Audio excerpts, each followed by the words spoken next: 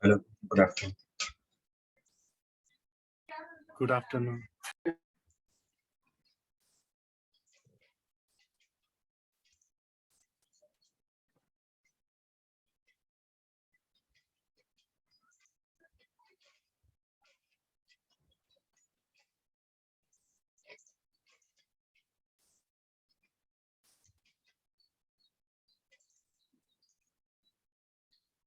Let me share my screen.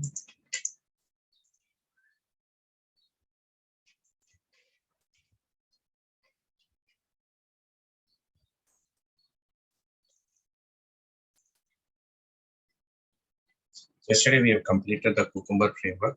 So in Cucumber framework, if you want to add the extend report, it's going to be the same, almost similar configuration. Before you start in the framework, if you see, we have the hierarchy. First, it will run the hooks at the rate before, then it will run the scenario given when then. Once that is completed, then it will go for at the rate after, where we are closing the browser. In the at the rate after, we'll have to add the logs, whether the current scenario is passed or failed, that we have to log it in the extend report. It's almost similar concept what we discussed in hybrid framework. Here we will be using hooks and add it. Let me quickly add the extend report. As of now, what we did is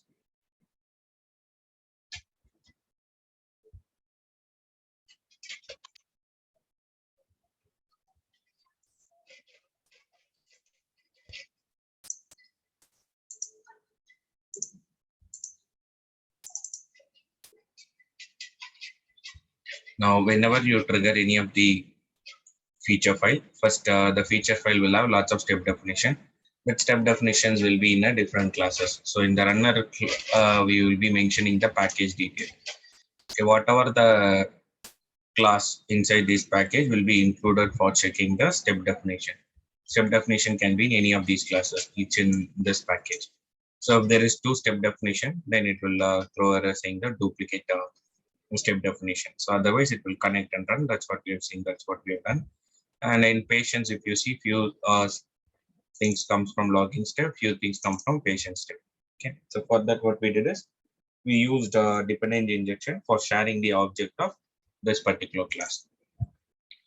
In this object, in this class object, you will have a driver variable. So that driver is what we are updating. That driver is what we are using for doing the activity. For example, in the given, I am trying to launch the browser. So wrapper.launch browser, which means an object non-static method will be called. Non-static method will try to do this operation based on the browser, and we are initializing one of the non-static variable driver that is inside the WebDriver wrapper class. It's inside the object of WebDriver wrapper class. Now, using that driver, we are trying to do the activity. So once the launch browser is done, you'll have the driver. Now, I'm trying to create an object for login page, main page, page objects. Page object concept will be same like what we have done yesterday, like in the hybrid framework. Constructor will be there, and a driver for that particular class will be there. This driver we need to update. To update it, we'll force the user to pass the argument while creating an object. So while creating an object, it will ask for the driver. Now, this class is not going to have any extents, so it's and we will not be able to get the driver from parent. So we'll declare a WebDriver wrapper, and then this object will be having the driver. So wrapper.driver will be the browser detail. Using that, we will initialize the login page, main page, or whatever the page required for the automation for this class. In this class, whatever the definition you have, that definition comes mostly it's related to login page. Okay, login page, and then valid credential, invalid credential, these things only. Forgot password, those type definition will be there. So respective page objects you need to create. In your application, you'll have some 20-30 pages. No need to create object for all the classes. Only whatever the page you deal with in the steps, for that you create an object. Then you can just call the method login. So in the top, you'll have WebDriver wrapper for sure. That is one thing. The other one is, this is for driver. First one is for driver. The other one is for the page objects. And similarly, if I go for patient step, first I'll have the WebDriver wrapper. Next, page object detail I need to mention. Okay, let me show you that. So page object detail in the sense, for example, right now, you can see every step definition will have this constructor, WebDriver wrapper, every step definition. Now that wrapper will be automatically sent by the, just a minute.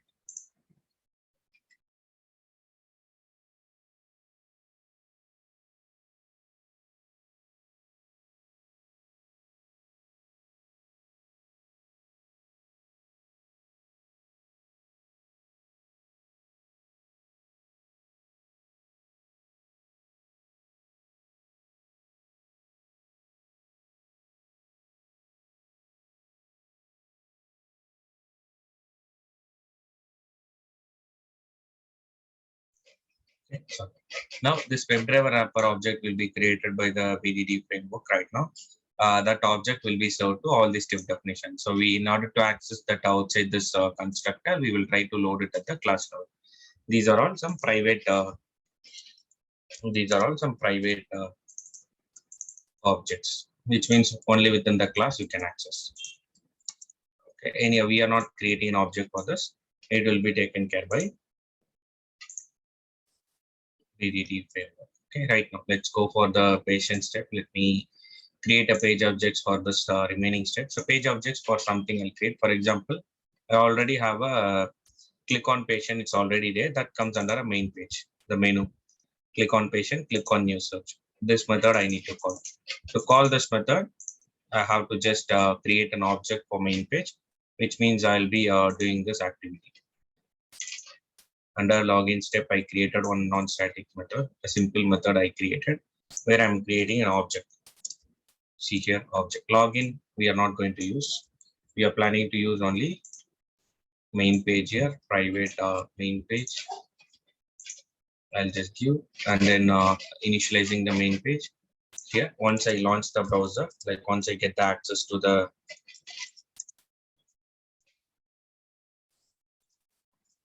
once I get access to the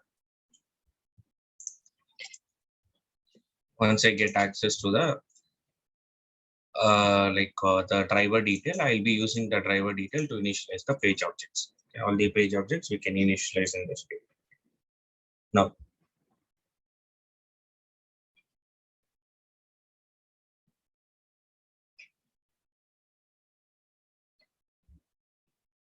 so hereafter I can just call that method by using the reference main dot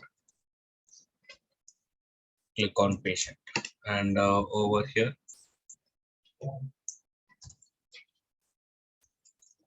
main dot click on new search. So after clicking on new search and all, this is the step actually. So we log in into the portal. After logging into the portal, providing the username and password.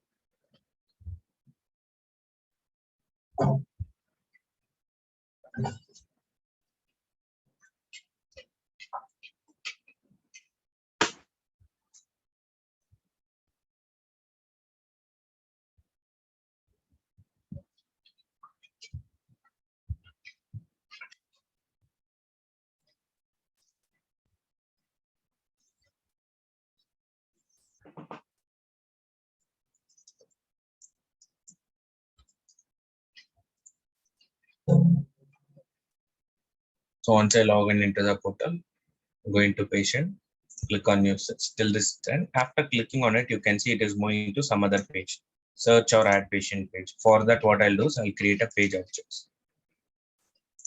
I have to create one page object. It's in a different page.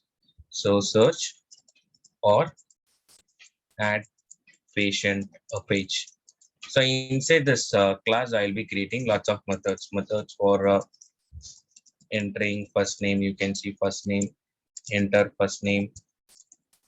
Methods for entering first name, and methods for entering last name.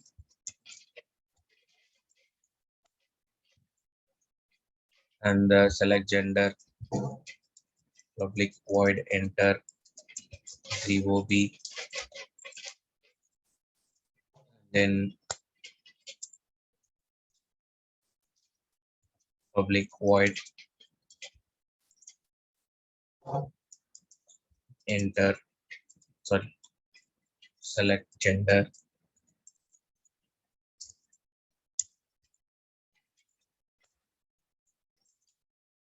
Okay, so this you will be trying to do in this one. So once the method is ready, we have to just keep this code. So for example, I have to do driver.find element. So this step is what I need to do. So to enter the name, first I need to write the script. I have to get into the frame. The script, I'll just take it. I'll keep it here. Now on keeping this, it will throw error. Wrapper is not required. Just driver we will try to give. And that's how page object will be decided. Driver error will be there. Wherever you use driver, it will throw error. Okay, to get the driver, we'll declare one driver in this class level. So create.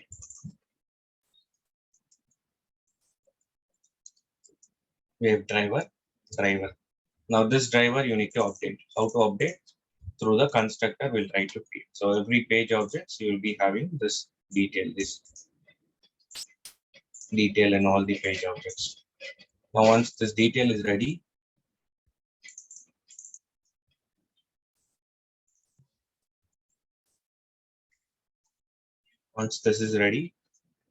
then we have to create an object and call it. I have to get into the frame. All the locator detail will be kept in the class level. So here you'll have a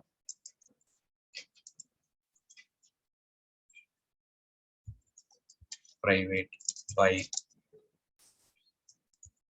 BAT frame locator. Now that frame locator I need to copy and I can use this over.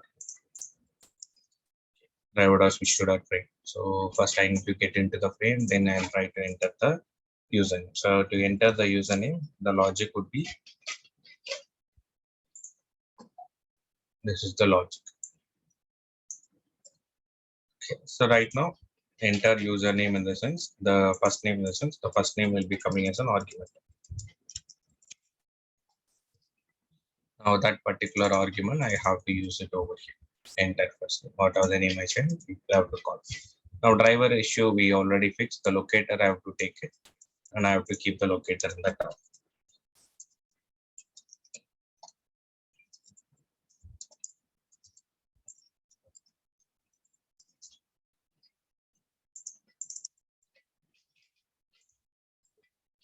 Got it till this. Now to call this method, so I have to go to the patient step. It's search or add patient page object required. So you I have to declare a in the patient step. So you can declare a variable search or add patient page. Now using this variable,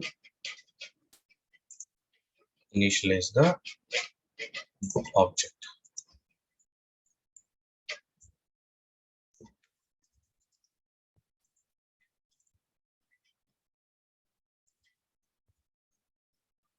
Whatever the object required, you can use this.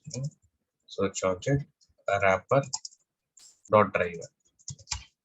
That's it. Now search page dot the to enter the switch into the frame. I'll be just I can use this search or add patient search page dot enter first name, and then the first name will be this will be the first name.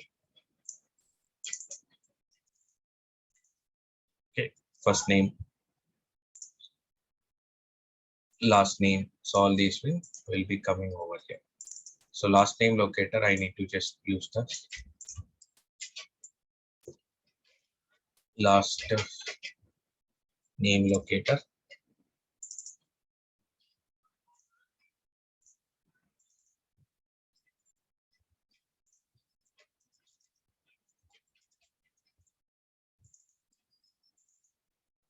String last name.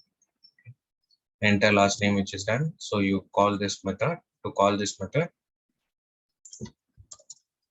locator. So to call this method, I have to just use search page dot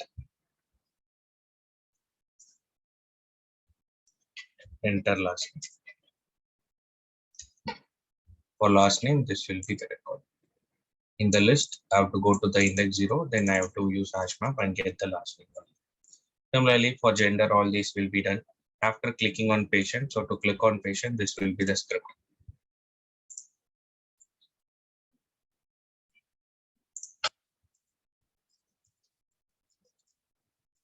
Click on create a new patient. This is the code to click on this.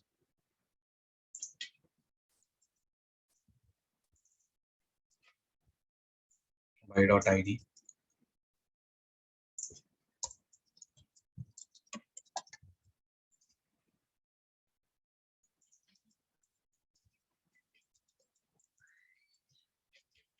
So this flow is clear for you, right? What we need to do over here. So to call this method, so till this, it's going to be inside the frame. After calling this method, you can come out of the frame. So while calling this code itself, it will handle the frame. So you don't want to explicitly mention that you are getting into the frame all these things. Try to handle that within the page objects method. Suppose if you want to do it for one by one, get into the frame, do the operation, come out, get into the frame, do the operation, come out. That also you can implement, not an issue. So instead of doing this much activity, I can use just search page dot click on create new patient. That's it. This will take care of details inside the frame also. So got it. And remaining things, for example, after clicking on create new patient, this pop-up will be coming. So once you click on that pop-up, also you can handle in the same page.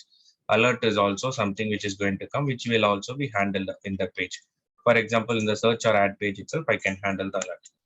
Okay, public reader type will be string, handle like get alert text and handle it. Okay, so handle right. So I'm just giving handle alert. So all this I can merge it in a single script for this get alert message. So what I can do, so whatever the code I have here, I can just take it, cut it, and keep it inside this. So driver issue is fixed. So you can just use this driver issue is fixed. Now alert we are trying to get string. This will be alert text. Alert text. Any variable name is fine. So after that, handling the alert, I'll click on accept. Okay, after handling the alert, whatever the message I have written, alert text, I'll do. So while calling this method will take care of handling the wait for the alert to come into picture. Then here, rest everything will be taken care. So search page dot get alert handle, and this one give you an output that I can store it in the actual alert text, which I declared in the class one. So you can see drastically the code will be reduced, just the process will be there. So till pop-up it will be same. Once you click on, say once you send the all these are pop-up only. Pop-up you can handle it in any page. For example, after click on create new patient, the same page only pop-up comes. So this element also we have to move to search or add patient page. Okay, since I have to create a method and move, which you can easily do it. Okay. For example, this script, I want to click on the confirm create new patient. To click on confirm create new patient, this is the step. For this, you can create a method here under the search or add patient page. Public void click on confirm create new patient. And driver we already handled, so just driver is going to be declared in this class now. That will be used for doing the operation.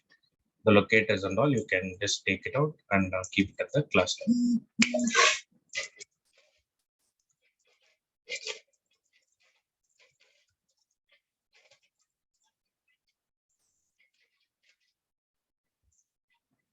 This method already object is available. Just you have to use search page dot click on current confirm create new patient. That's done. Alert text is done. The remaining script you can add it. So till this pop-up also can be handled inside the same page. In this page itself, if you see this pop-up, this is basically, I'll just quickly add those things. Alert happy birthday, right? So close happy birthday. public void close happy birthday. So now I have to just use this driver dot and then close it. So right now some locators is hard coded here. These locators I can just take it and declare it at the class level. So over here, private by locator will be the locator. Now this locator I have to use it here. If you see two places we are using, but same locator only one place we will declare it. Okay, that will be drastically the code will be reduced. Now to call this method, I have to use search or add patient page that close happy birthday. That's it. Now validation, for example, once I click on confirm create new patient alert, I'm handling it through the methods, which is done. Now after handling the alert, I'm closing the pop-up. You see here, till pop-up, I try to add it inside the search or add patient page, which is right now it's okay because those pop-up and all we cannot decide under which page it goes out. Now once I close the happy birthday, you can see it comes to some other page. It's coming to a patient dashboard section where it is giving you the name that is not part of the search or add patient page, totally different page. So right now I have to create the any of this discussion you have to do before you start with the page object creation. This will be discussed and then only you need to move on. So the patient dashboard page, under that only I'm trying to get the message. So which message? This is the message. After getting into the frame, we are getting the message. So over here I'll be having a method like public string get added a patient name, and this method will try to return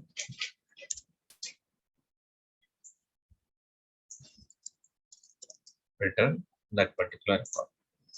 A driver issue needs to be fixed. Driver issue, as I told you, every class will have this detail. That's it. So now whoever wants to call this method, they have to create an object. So while creating an object, we'll load the driver. That driver will be used for doing the operation. So you can see all these are done.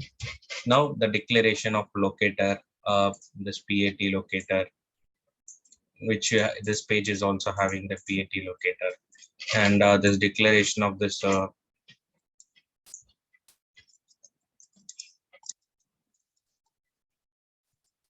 header locator.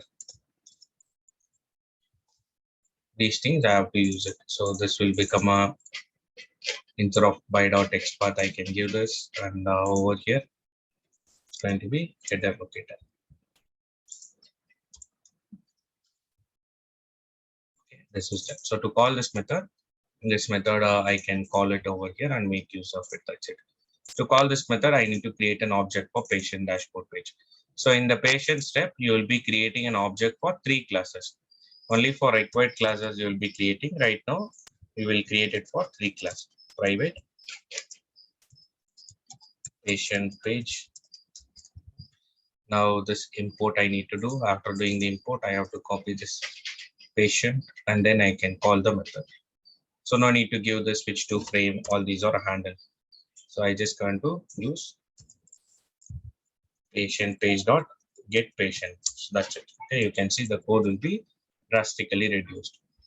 Okay, so initially what you need to do, every login step, every step definition, you will be adding this WebDriver wrapper. Now after adding WebDriver wrapper, you will get the driver detail. Using that, you will initialize the page objects, whatever the page objects are put. So this object is not initialized properly, so I will give you null pointer exception if you don't initialize patient and driver. Okay, and this is what going to happen every time you need to create the structure. Wrapper dot driver, and objects are going to be initialized. Then you can see this method should be called. How? Through the constructor you can call. Only for login step there will be a slight difference, because in login step only launch browser will launch the browser. After launching the browser, you have to initialize it only in the login page. Okay, this will be the flow. So whenever you run it, this gets executed. Over here we can add the extend reports detail. So till this it's clear for you whatever I've done? Yes. Sorry. To add the extend report, I'll just show you some code which you can add it extend report code.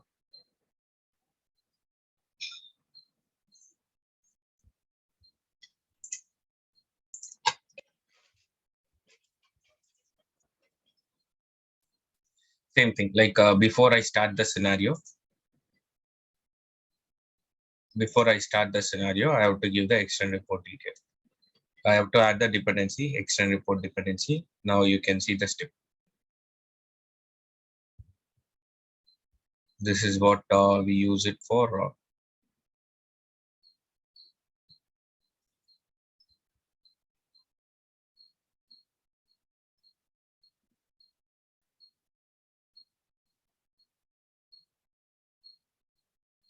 So here, what we will do is when it comes to page object model, like when it comes to BDD framework, this is what the structure we have to do. So first thing is I have to create an object for Spark Reporter, and whatever we have done it in this one, it's going to be similar to this. We have to do in this WebDriver wrapper. We added the extend report. If you see here, in first time we are initializing this. This will be same. At the end, we have to do the flush. Once all are completed, we have to do the flush. Okay, so this one and this one is going to be same. But before switch, after switch will not be there because we are not using the test ng concept. So we are using BDD. So we have to work on this. Now before method, after method. So for that only we have an equivalent hooks at the rate before, at the rate after hooks. Using that, we will try to create the test, and in the other rate after we log the test whether it is passed or failed. Okay, that's what we will try to do here. You can see the script over here. So first I have to create a feature. I have to create test feature. Then under the feature, we allow different scenarios. For scenarios, I need to create the node. Okay, and then each and every given when, then I have to log it by giving a create node option. So this script already have generated. I'll just use that script. You can just follow how it is generated, and you will be able to implement it easily. I'll just use some existing project.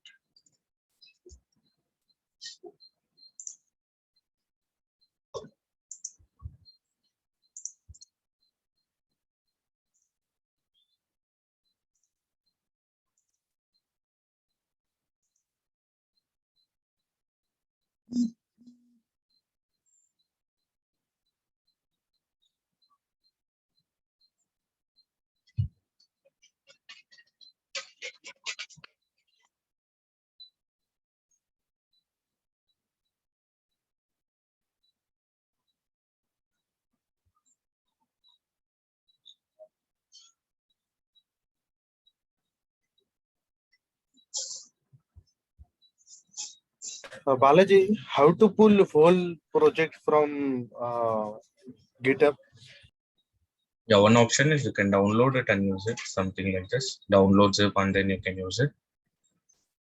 Okay, other option is you have to clone. You can clone it through Eclipse, but while cloning, it should be under your credential. Okay.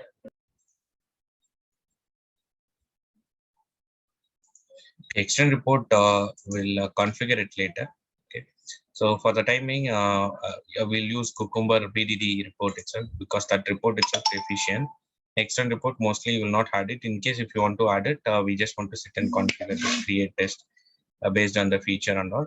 So logics is something which you need to write. I'll write it and send, but concept is clear for you, right? What's the extend report? Yes, it is similar to hybrid, right? Yeah, hybrid. So here what we do is there we did a create test and then we log the test. Here what you need to do is you have to create feature and then you have to create scenario, and then every time given when, then you have to create the steps. Okay. In each and every given when, then.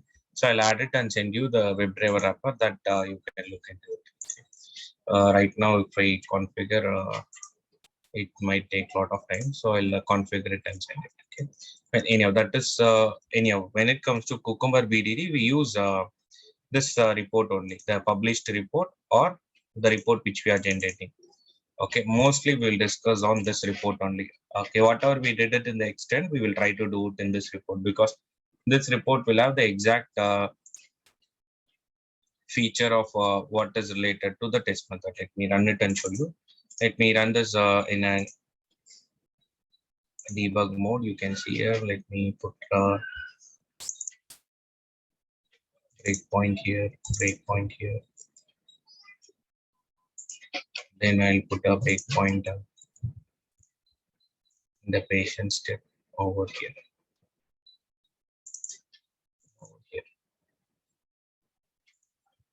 Now you can see first thing it tried to run this constructor. Now the driver is null.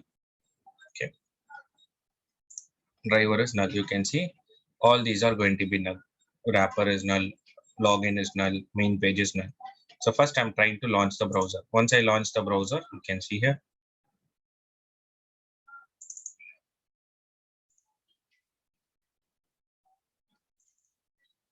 Once I launch the browser, wrapper.driver will have the browser detail.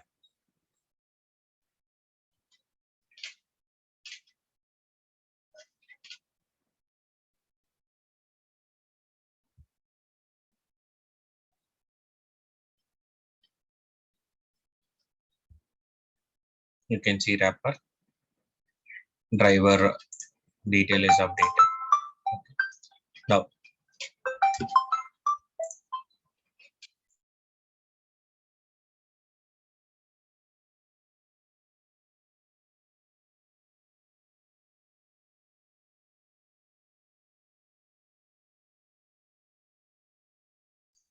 now initialize page. If you see here, we are trying to create an object for a login page, and while creating an object for login page, if you notice, non-static variable will be loaded: username locator, password locator, login language, error locator, and driver is null. Now driver will also be available. So now if you see, login page object will have all these non-static variable in memory. Login, if you use, you will be able to use all these things. Now I'm creating an object for main page also. In main page also, all the locators will be loaded. Now two object I created through with the drivers only. Otherwise, the driver will be null. You can see under login is our one driver. So few drivers like under wrapper, one driver will be there.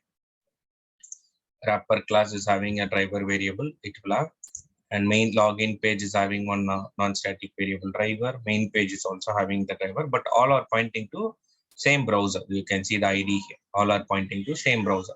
Here, in this case, if I do login.driver, if I do wrapper.driver, if I do main.driver, it's going to refer to the same object. Only thing is we have given the login page and main page and all, we have given it as private. So you cannot access outside the class. Now initialization is done. Next, it will go to the when part. In the when part, if you see, login is already having the detail. We are entering the username. Which driver will be used? Login current. This method is called using which reference? Login, right? So login will have all the driver detail, username locator, everything will be present inside the login. So it will enter the username. So the script will move on like this. A password, all these things will have. Now let me click on run it. Click on login. You can see I'm going to click on login. Now after I click on login, login will have all the object. Okay. So after I click on login, I have to go to the next. It will connect to the click on patient. After logging in, I have to connect to click on patient. Okay. Before clicking on patient, in order to first time it's calling this when. Okay. This particular step definition. Now constructor is there. It has to load the constructor. Already wrapper.driver is having the detail. I want the same object to be used. So we have to just declare the variable here, the constructor argument. Automatically the same wrapper is passed. Now in this page, if you notice that here we are trying to deal with adding the patient and checking whether patient is added or not. Remaining steps. So steps you have to decide. So while start writing it, you will come to know these are all already available. Remaining step, we'll try to put it inside the patient steps here. Now you can see here I get into this particular method. Initialize page, I'm only calling it. Main, all these are going to be null. Main search page. In this class, it will be null. Now we have to load it. The wrapper, just now it got loaded. Now main page object I'm creating, you can see driver, ID, a new search locator, patient locator. search page. You can see all the non-static variable along with that driver should be there. And here also patient page. All the objects are created. Now these three objects are ready.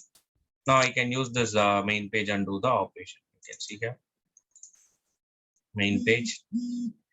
I'll put in the, it will try to click on the search or attribution page, and then you can see search page. Let me go inside this method. In this method,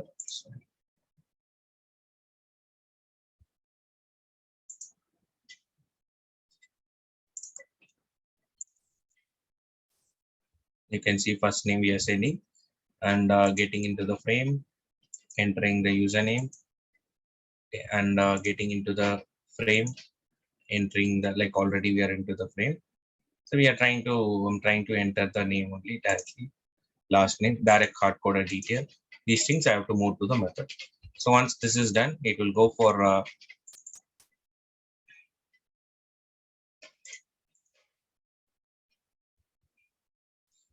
let me put till this one.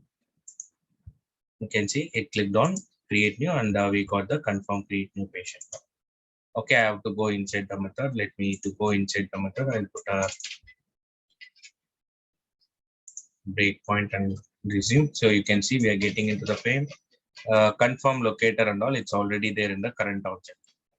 So it will try to get into the frame. After getting into the frame, I'm trying to click on the detail. So now after getting into the frame, I'm calling this method get alert text. You can see get alert text. It was trying to wait for the alert to be present. Once the alert is there, it will come to the next step. I think the alert is there. Once the alert is there, it will unwantedly it will go into source code. What you do is during the time, go here and then put a breakpoint in the next line, or here or somewhere you can put a breakpoint and click on resume. Some issue with the alert. Let me try to resume.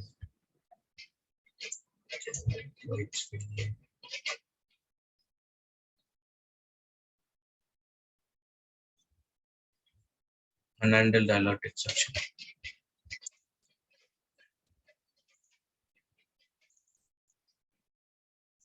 Get text switch to accept.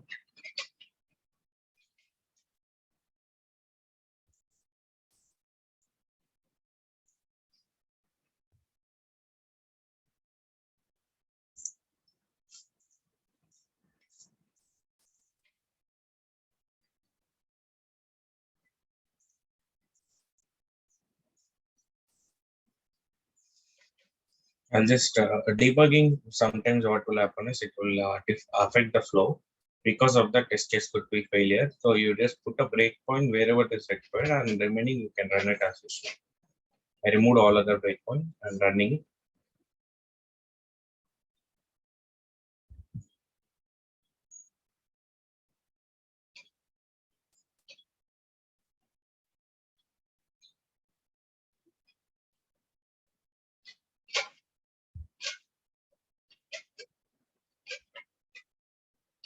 Yeah, now it handled the alert. Now it checks for the happy birthday. So happy birthday is not going to be there right now. If it is not there, it will skip it and it will go for the next step. Let me click on resume. Happy birthday will not be there. It checks for 30 seconds and then it will be 0. It will skip that.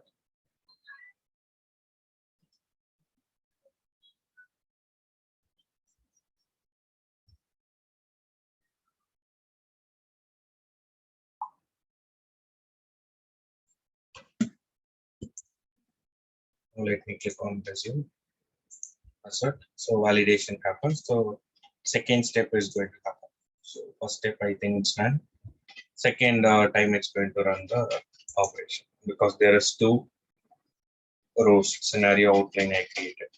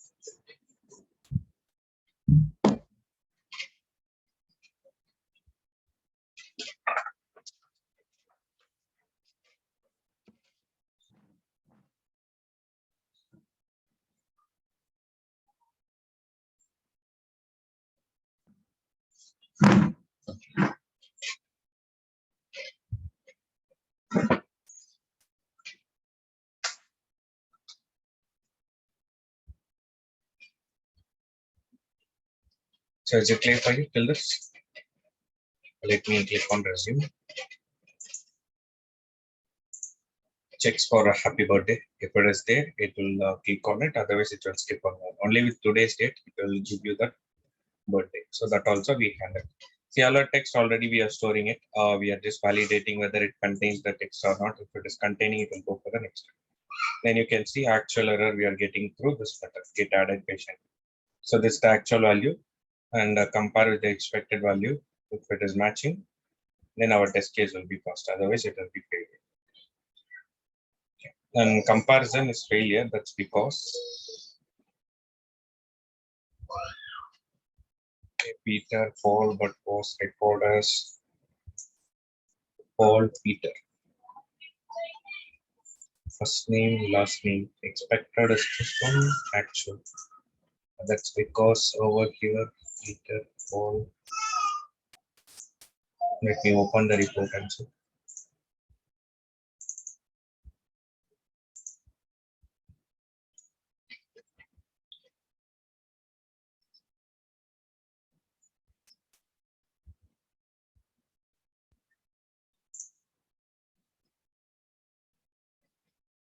For John, it's lost.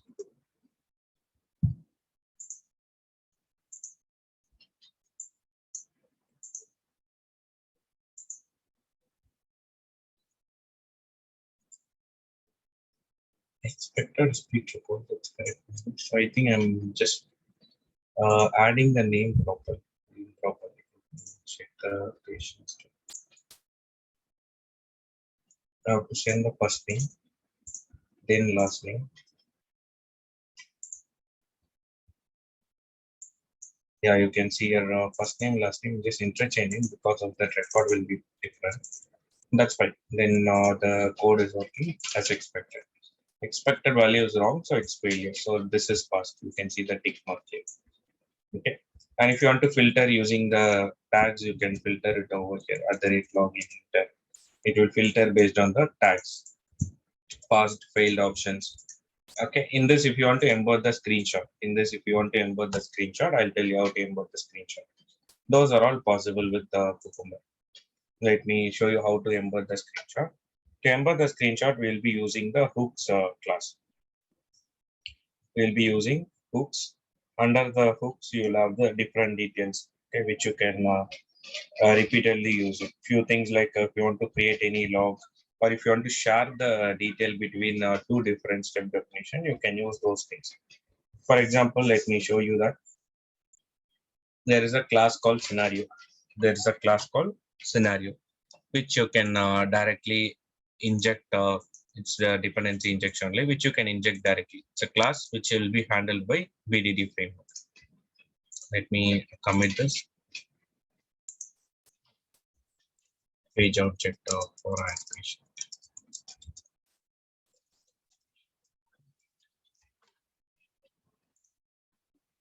Now let me go over here,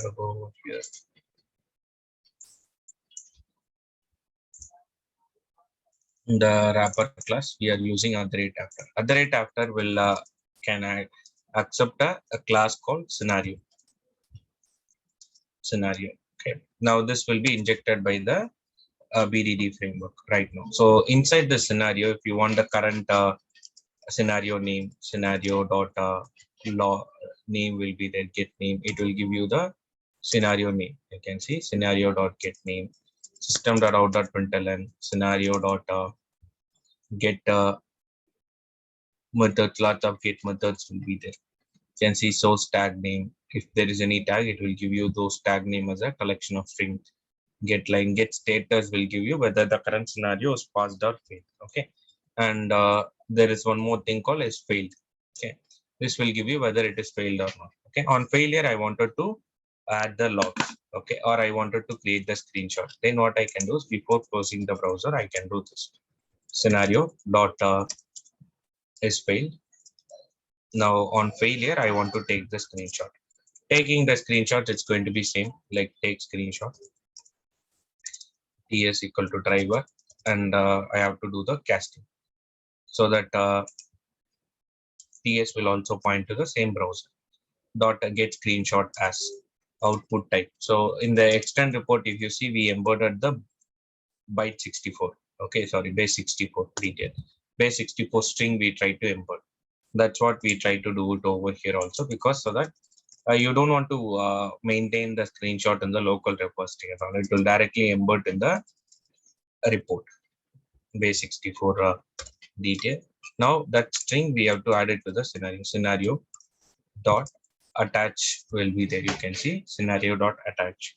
A few details I need to give. One is the first I need to convert as a bytes, and you can see here it's not asking for base 64, whereas in that place it was asking for base 64. So we'll try to give it as byte data. We can give a media type and then the name of the file. So let me use byte here. Bytes, it will give you a byte array actually. The array format it will give you.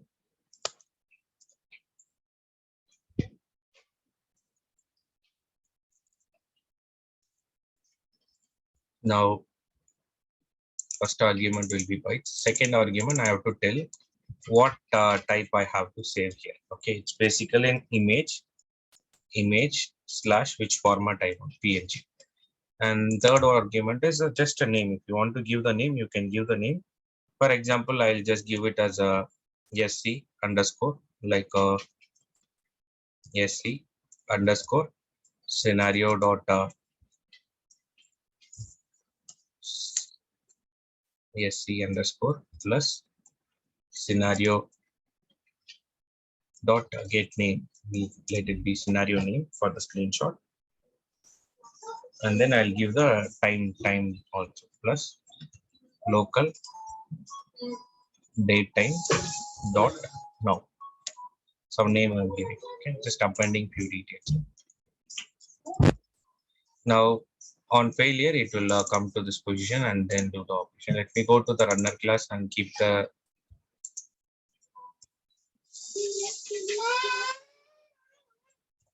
I'll keep it as a valid. Okay, and then I'll go to the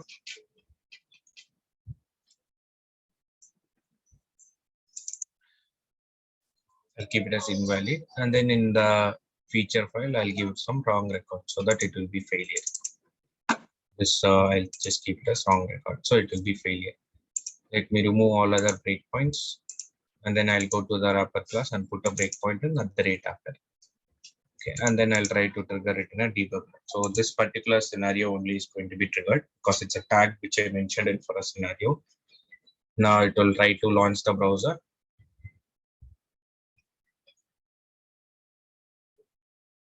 So whatever we try to do with extend report, we'll try to put that into the, mostly when it comes to BDD, we use this report only. Okay. Failure, you can see I'm giving the printing the name, scenario name is invalid credential. Next I'm trying to print the is failed or not. You can see that is true because it's failed. True. Okay, if it is true, I'm getting into this one. So driver is already holding the browser. I'm type casting it to ts will also point to the same driver, taking the byte array. You can see here bytes. Lots of details will be there inside this. Okay, the screenshots will be taken into Java understandable bytes. Now we are storing that as a file. Okay, or we are embedding that as a file in the report. Okay, and then embedding this screenshot. After embedding that bytes, we are closing the browser. Okay, now in the report, let me open the report. If the detail is correct, it should show the image. Okay, you can see it, attached image, and this image is basically an embedded one. So you will not physically find this file in your device. It will not be available. It is embedded. So if you share this report, it will be available in the report only. You have embedded that with the report itself in the HTML itself. Is it clear for you how to take the screenshot here and embed? Yes. These are all configuration details. And going further, as I told you, the keywords which we prepared for Orange HRM, this keywords, WebDriver keywords we have prepared, right? So that extensibility you can add it for this also. You can see here WebDriver wrapper keywords. Click on element, type on element I'm using, get element text I'm using. So login page, if you see, if you want to click on element or if you want to type on element, this login page will try to get the help of WebDriver wrapper, not WebDriver wrapper, WebDriver keywords. That will be a common code. Now you have to call the parent. So super first statement you need to call, because parent is going to have the constructor. You have to supply the driver. Now you can see driver is done. Now what I can do is I can call the method in the parent class, which means click on element, and I have to just it's type on element. Locator is going to be a username locator and username. That's it. Type on locator. Just this code you can use it for doing the operation. All the reusable keywords you can create it and keep it. For example, select language, like we have this. Select drop down using text. Okay, using text or label, whatever it is. So the logic for drop down will be, this will be the logic. This will be the logic for drop down. And I'll keep this code over here. Now text is there, locator I'll give it over here, and this will be a text. Okay, 3 methods will be there. Select by using select by visible text, values there. Okay, let me select drop down by text I'm giving. So that's the name. So I can call this method instead of writing the select object every time. I can call this method in the login page. Okay, and I have to pass 2 things. One is the locator, which is a language locator, comma the language text. This will take care of doing the activity. That keyword you can use it. For click on element, I can just call the method instead of writing driver.find element. I can just call the method and do the operation. So that's how we will be preparing the reusable script. Okay, the connection here. See, if you see the page object model, in this case, it's going to be same. No changes in the page object code. This page object code is something which is going to be common for all the framework.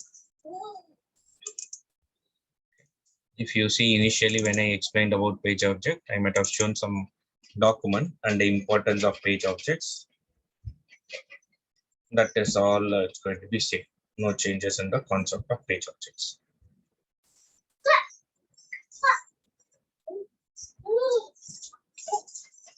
A page object model is a design pattern, and you can see the advantage which we have done.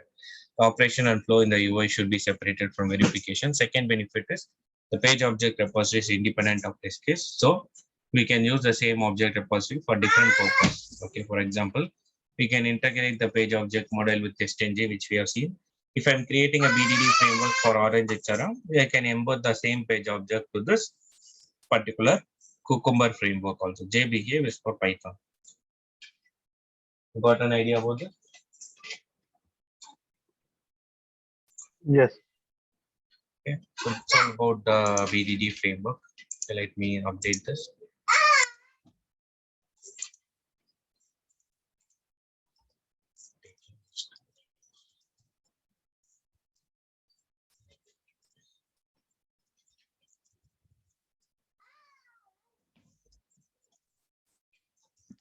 Okay, I'll just quickly complete the pending Selenium concepts, and then we'll see the.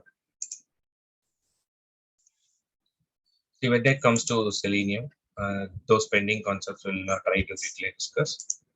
Added everything in the Github. When you get time, just go through that. Let me open the report. So the JavaScript is something which will be useful for you. JavaScript and find elements method, I'll tell you. Rest of the things we have discussed. JavaScript is something which will be useful for working with most of the places where you will get an error on click or intercepted error, or click not interactable error. Those errors you will be getting. So to overcome those issues, we will be using the JavaScript concept.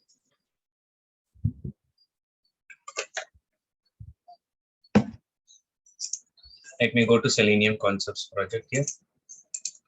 I'll create a package, new package, com.nsc dot advanced. I'll keep Selenium advanced 2. I'll keep. Now inside the package, I'll create a class, a new class, demo1, Chrome options. See, there is a class called Chrome options. Okay, let me create with main method. There's a class called Chrome options. For example, we want when you click on some element to download, you are uploading a file here, right? Okay, just navigating to the URL and doing some operation. Now, when you click on some file, but because we are loading the, let me do one thing. I'll just go to the this site.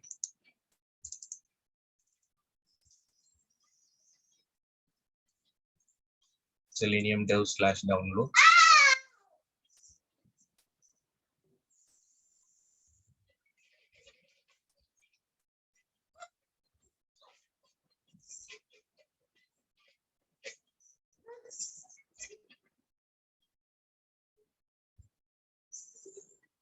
Here, if I click on this 32-bit, there is something link with 32-bit. You can see here. If I click on it, it will download the zip folder. You can see when I click on it, it will download the zip folder, right? So let me cancel it for the time being.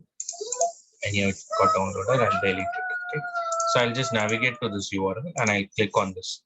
So when I click on it, where it gets downloaded, driver.partial find element by partial in text. I'll just give it as 32-bit. 32-bit. So when I do this, where it will get download, basically, it will launch a browser without histories or cookies. It's a default browser.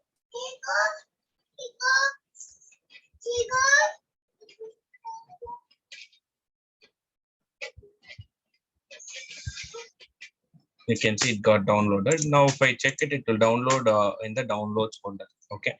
So every time it will download in the current downloads folder only. To access the download folder, you can write some logic, or if you want to download it in a particular directory or in a remote machine, you can give that path. Okay. Before launching the browser, we have to set that. Few things we will be able to do for Chrome driver. There's a class called Chrome options. You can see download directory change, notifications, headless mode, and HTTP certifications. Those things and all you can control using the Chrome options. There's a class called Chrome option class, Firefox option class, yeah, Edge option class. Different classes are there. Using that, we will be able to control. I'll quickly give you an idea about those things. For example, in some pages, what happens is when you navigate to some page, it will ask for location, ISRTC. If you see, it will ask for a location here. A pop-up comes every time you connect this. It will ask for a location. Here it will give you some pop-up. Okay, right now it's not showing. Yeah, this notification. If you don't want this notification also, you can use this Chrome options. I'll tell you that one by one. First, all these details are going to be available in internet only. You can just search for Chrome options. You can see Chrome options. Now, if I search for Chrome options, go for the official capabilities detail. Here they will be giving you the detail. Okay. For example, let me do one thing. I'll try to run this class in the headless mode. First thing, headless. There's a class called Chrome options. Let me do that Chrome option class. Let me create an object. You have to create an object based on the browser you launch. opt.add argument will be there. Okay. In the add argument, what you can do is you can give hyphen headless. Headless. If you give hyphen headless, it will run in the background. The entire script will be running in the background. So you can see driver.fit I'll do. Now you can notice this particular position. I don't have any files called Internet Explorer right now. There is no file today. I'll run the script. So I have to pass the argument. Let me stop it. See here you have a overload constructor, Chrome driver. You can see overload constructor. We have seen different constructor is there. There is one constructor which accepts option class. I'm just going to give you that option class OPT. If you wanted to give a proper naming, you can use options or just OPT or anything is fine, just a variable name. Now, if I run this, you can see here.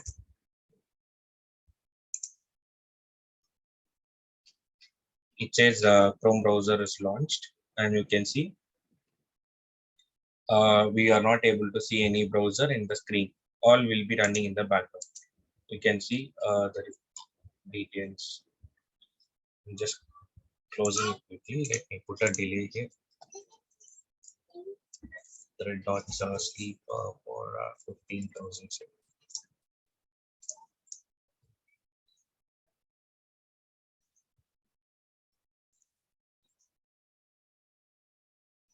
Or I'll do one thing, system.out.println, driver.get title, get current URL, system.out.println, driver.get title. Okay, all this I'll try to print. You can see when I'm running the code, no browser is going to be launched in front of you. It will run in the background. You can see URL, title of the page, and then it will click on that partial link, and then immediately it will close the browser. I've given a delay for 15 seconds. In that 15 seconds, if it is getting downloaded, you will be able to see the file. And you can see it got closed. Right now, you can see it's in headless mode. Okay. Mostly when you configure in CI/CD pipeline, you will be running into the headless mode. You will not run the file in front of you. The launch activity and all will not happen in front of you. It will run in the headless mode. To run it in headless mode, you can use this. To hide this, ASRTC was giving you this option, right? Whenever I try to navigate to this particular site, it was giving you an option like notification is coming. If you want that notification to be disabled, that for that you have a script here. I have to just add all the argument, and I can do add argument hyphen disable hyphen notifications. All these details are given. Whatever is the requirement, based on that only you need to search. That will be present inside this class. How to use all these things. Whatever is required, you can give it. Right now, if the argument name is correct means it will not show you the notification. This notification. If argument is wrong, then the notification will be coming into picture.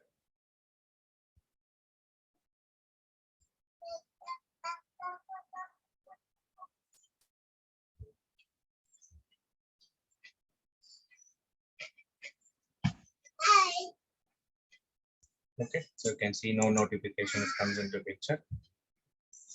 This will be failure because this link will not be there. That's fine. Suppose if I comment this, you will be able to see the notification right now. By default, notification comes into picture.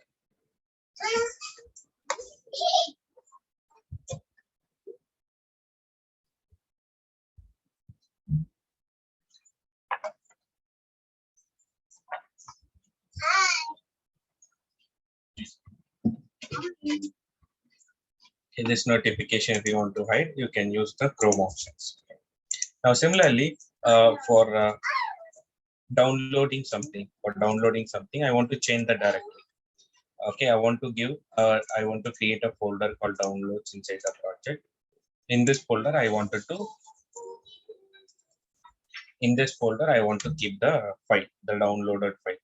So right now, whenever I trigger this code, it will try to click on that link. Now downloads will happen in download folder. Each and every person, it will go to the download folder. I want to keep it in the current project folder. So how can we do that? So you can see here, it will download in this folder. Right now, to keep it in the downloads folder, you have a Chrome options class which will help you the detail. You can see this is the detail. Chrome options, and we are creating a hash map object. Key is string, value can be anything. Right now they have created with the object. Object is basically a parent of all the classes. Yes, you can load everything in the object. We have created a hash map key and value path, and you can see this is the key. download or default directory, and by cutting this and then remembering and all, it's quite difficult. Always we use this Chrome options and capabilities. All the details will be mentioned here. One of the details is the default directory, where the path I can give, and then I can load that. So let me copy it for the time being. I'll keep it over here.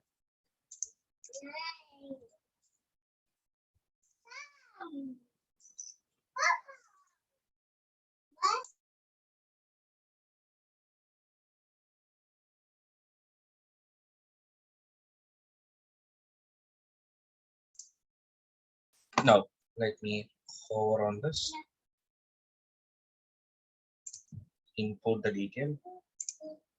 Map is basically an interface, the parent. Okay, you can see object I'm creating the key value part, setting up the variable here, preference. This is the key. Using this key only, you need to set the dictionary, this particular key value. Once this is done, that option class will be loaded with detail. Option dot, you can see option dot set experimental option preference. That's a key, which is a predefined one. Value, here we have to give key value part. This is the key and this is the one. Now I'm going to give the path as d drive : / it will go to the d drive right now. Option class I'm setting, so let me run the script. These are all some pre-setting code which you can use it for setting up something in the browser level. See, it got downloaded 1.9. It got downloaded in D drive. If you want to set it inside the project, then I'll tell you dynamically you can use the script and do it.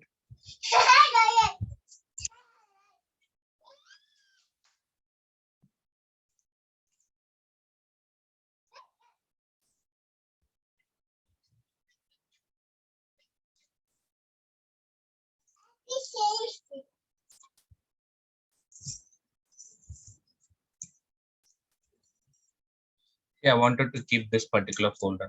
Okay, in order to download and keep it, I want to keep it in this download folder. So you can use file class, file equal to new file. You can give the relative path here. Relative path in the sense, starting from the project directory. Inside the project directory, downloads is the folder. I can just give downloads and semicolon. This in this I can get the absolute path, system.out.println file dot get absolute path will be there. Okay.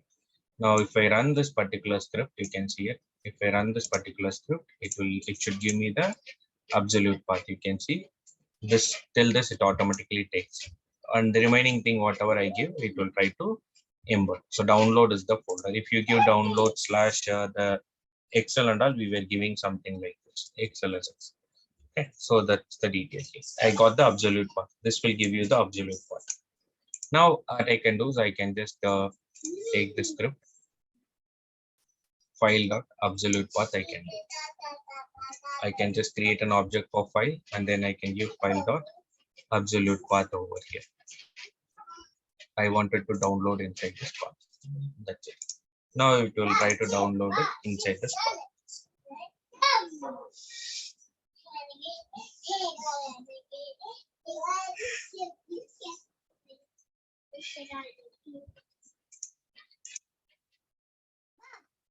Okay, under the downloads folder.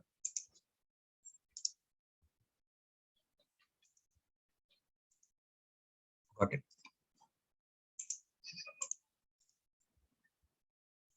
Yes. These are all Chrome options available. And did I inform you about Selector Hub?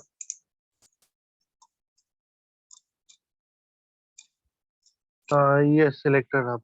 Oh. Yeah. So fine. So right now, these are the things which we have done. Okay, find elements. I'll show you right now. See, find elements is one of the class in Selenium only. Find elements. Okay. When I explained implicit wait, I mentioned find elements also, and we were using this find elements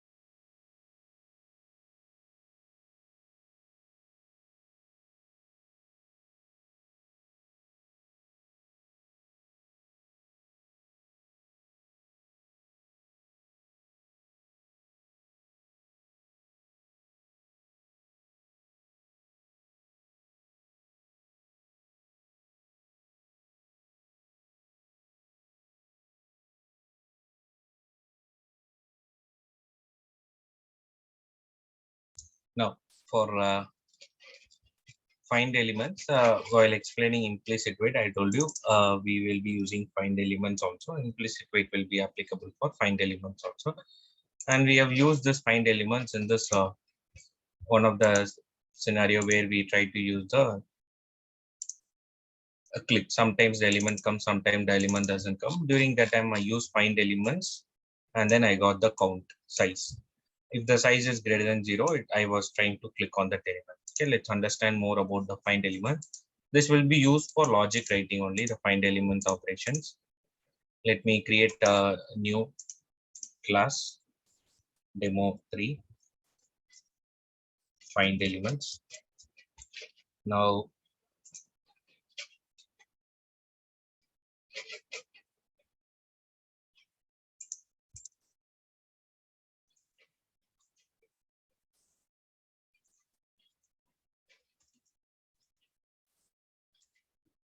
let me navigate to google.com.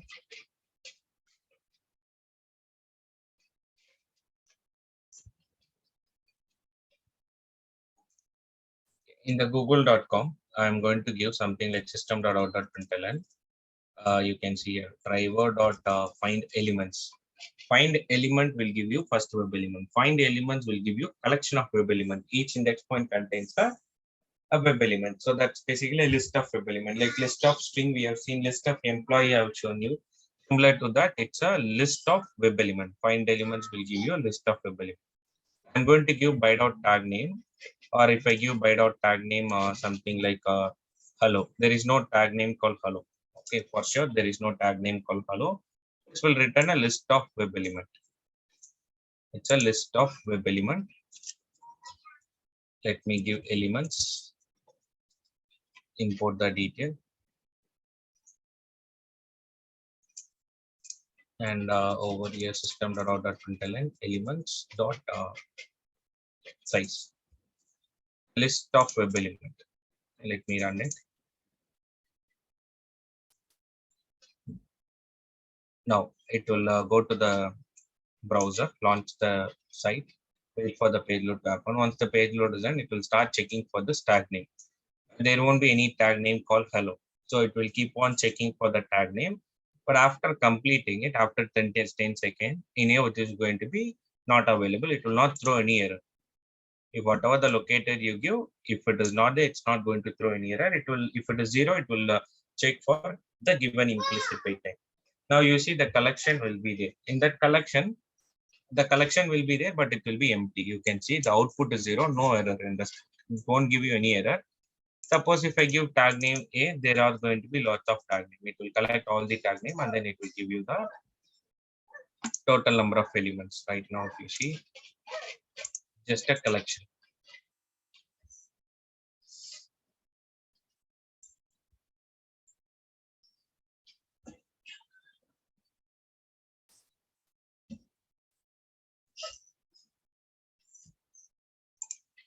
You can see there are 25 elements in this page. And it's a list of web elements. If there are 25 elements, what are the index point we will have? It's a list of string or list of anything. There are 0 to 24. Yeah, 0 to 24 will be the element. So for example, if I want the first element, I can do elements dot get of 0. For example, when we discuss with multiple tabs, we were getting a list of when we deal with multiple tabs.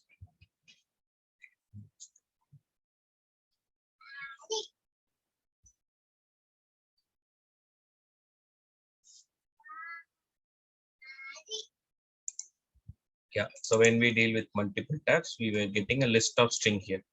To get the first string, like to get the first string, I did get of 0, get of 1, okay, get of 0, get of 1. So concept will be same. Here it's going to be a list of web element.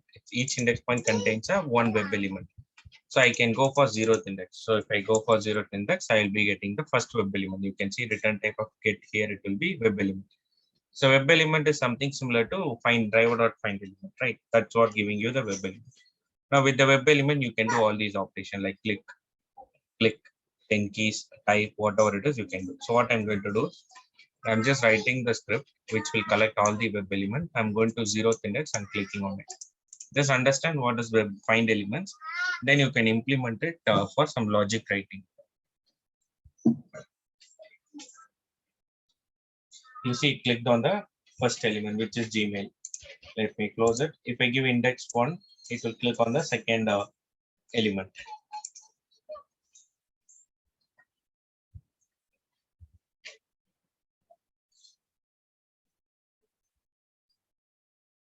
Which will be images. You can see it clicked on the images.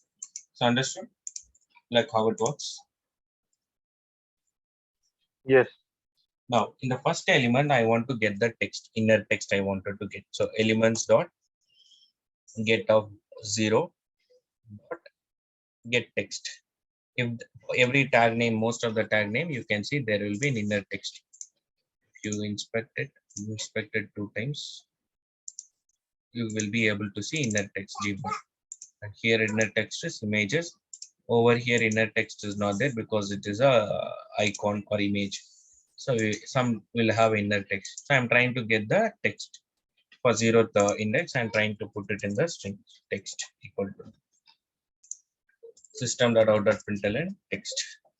So if I run the script,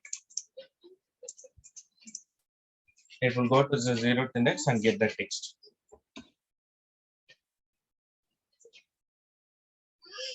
Okay. Go to 0th index and get the text. Now I want to collect all the inner text, all the anchor tag text I want to collect. Then what we need to do? I have to just do it for get of 0, 1, 2, 3, 4, 5 till 24 I need to do. Got it? A simple for loop will solve the problem.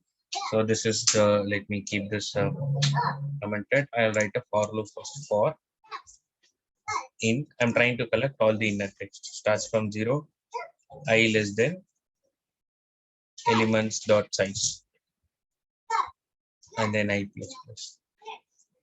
Now inside this I'll put this value get of I. Now you can see every index point text it will try to get it and print it.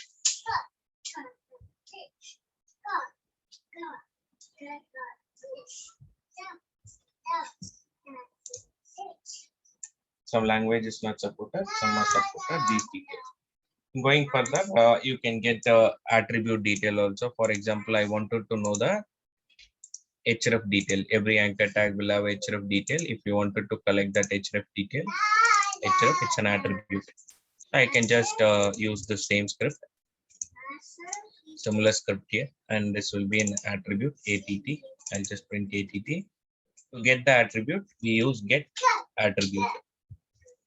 Get attribute, and inside this, I have to give the attribute name. Any attribute you can give. For example, you can see here like class, data, PID, href, target. All these are attribute.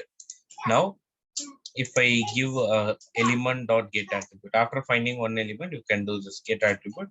I'm just giving it as href. We have seen this get attribute here. Get attribute of href for one element. Now I'm doing it for one by one. Each and every web element I'm doing. It's actually a web element only. This will give you one web element. In that I'm trying to get the href detail. Got an idea? So this kind of logics is what you can write it and collect the elements.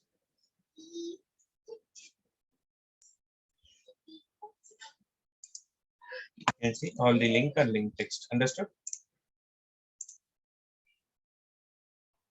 Yes. Now, if the text is matching with Gmail, just one error I'll quickly explain. If the text is matching with images, I want to click on it. In that case, what I can write is I can write a simple if condition. If text dot equals, if it is matching with the images, a sensitive comparison here, then I want to click on it. So I can write a simple if condition here and go to that element, and then I can click on it. Now, see here, it will do the click. Let me run the script. It will run a for loop. For loop will run for 0 to 24. Now, when the text is matching with images, it will click on the images. according to that logic. See here, it clicked on the images. But after clicking on the images, you can see we are getting this error. This error you will use to get it in many places.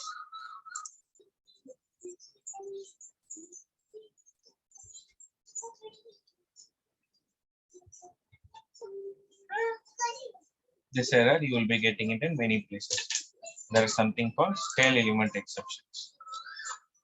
This is one of the important errors which you will be facing in many scenarios.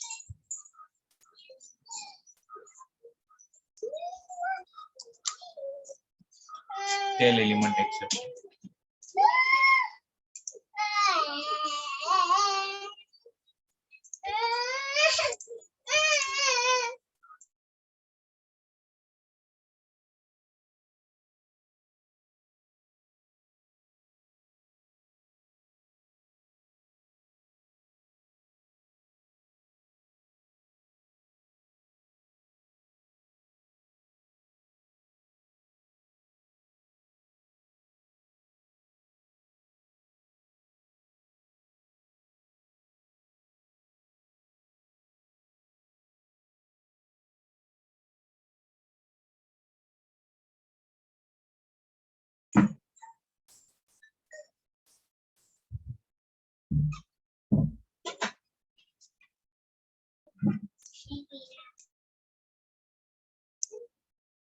Now, stale element exception.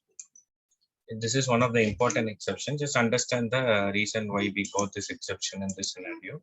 It's not going to occur in this only scenario. Different scenarios will be there. Right now, you can see the flow. Let me try to debug the script.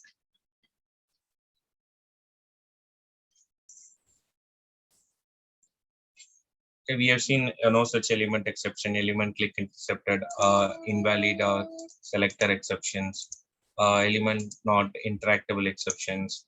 All this I mentioned in the document. You can check it. Only repeatedly we will be getting these kind of exceptions. Now you can see first time on that page, I'm going to 0th index and getting the text I value 0. The text is Gmail and that href detail I'm trying to print it. Getting the href detail and printing the href detail. You can see it. Now checking the text is matching with images or not. No. For loop will happen. Now text is matching with images. href details it will collect.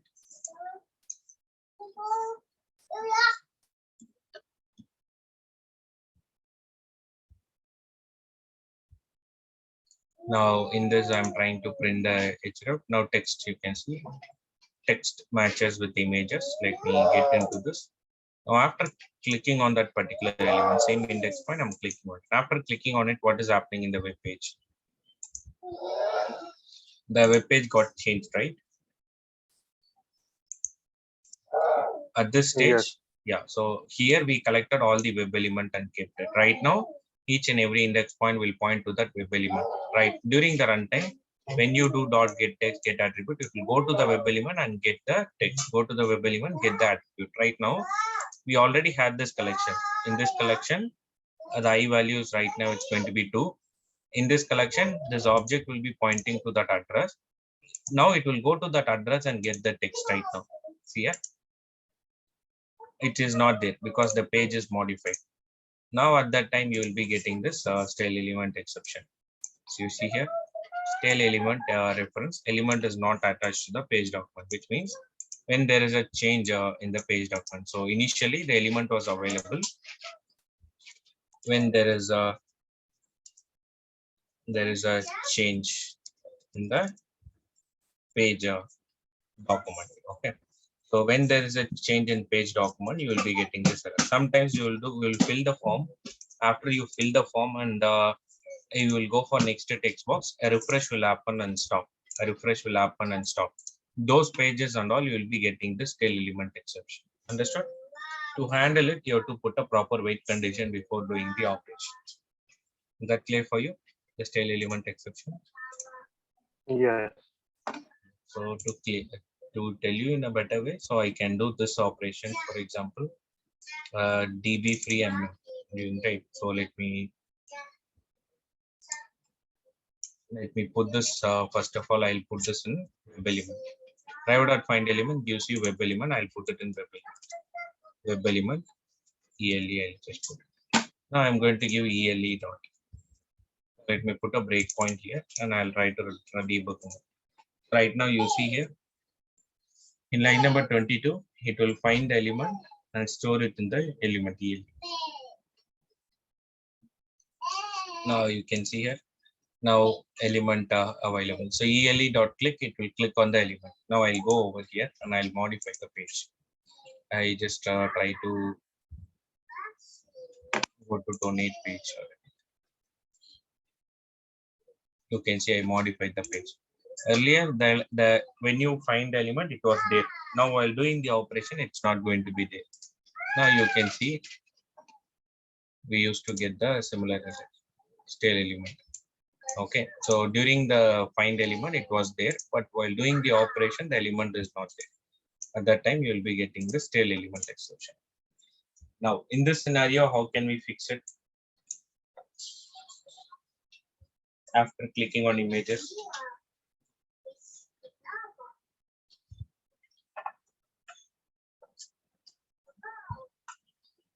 we don't want to go further iteration, right? So our aim is to click on images. So once this is done, we had stopped the iteration. How to stop the iteration? Break. Yeah, we use the concept called break. Now we will don't get the error, so it will click on images and stop the iteration.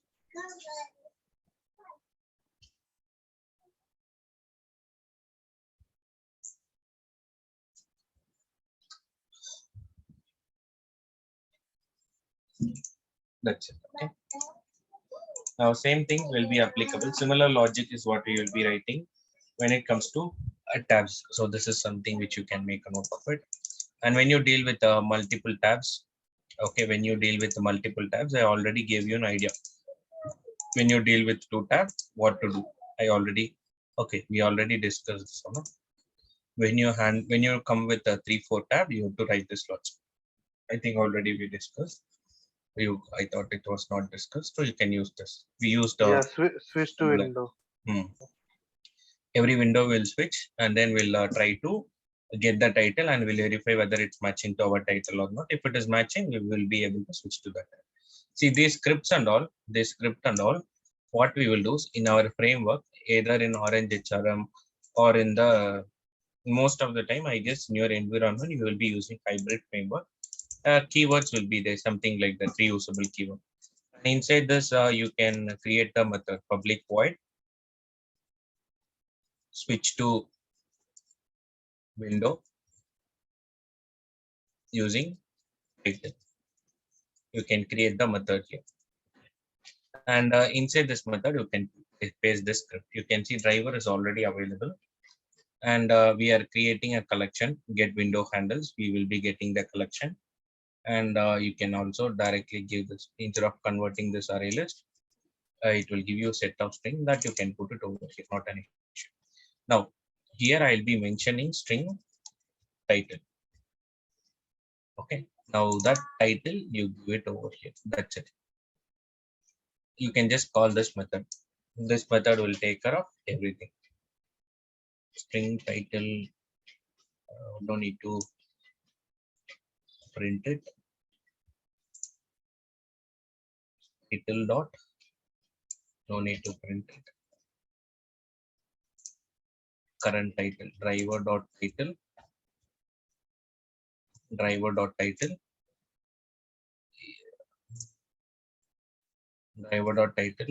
method, get title dot equals this title. So you can call this method. This method will take care of it. Understood? This method will take care of the operation. So while calling the method, just pass the title. It will switch to that particular title and give you the detail. Okay. And which you can implement it in the test case. See, for example, assume that you are creating a test case in Orange HRM. These are all some simple steps which you will be after adding the keywords, you can easily solve the problem. In Orange HRM, when I click on I'm clicking on LinkedIn, So if I click on LinkedIn, I wanted to check okay, LinkedIn icon is working fine or not. Okay, LinkedIn icon, link check, link paste. I just click. Okay, I wanted to check. I wanted to click on that LinkedIn icon. So browser launch will already happen using before method. If I try to do other test, it will become a test method. So my duty is to find the element and click on it. Let me use find the element by XPath. We will try to do, and I'll try to click on it. Dot click. Okay, now when I click on it, what will happen? It will open in a new tab. Okay, so to go to new tab and all, what I can do basically is, so I will try to put it into the page objects, and then only I'll be getting the text. I want to get the title of the page. Okay, after let me try to,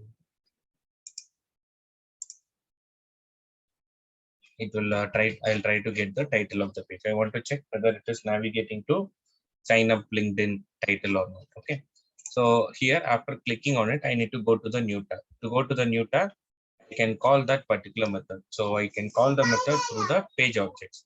So what I'll do is I'll create an object for login page login equal to new login page. In login page, what I'll do is I'll just keep this method, click on LinkedIn icon.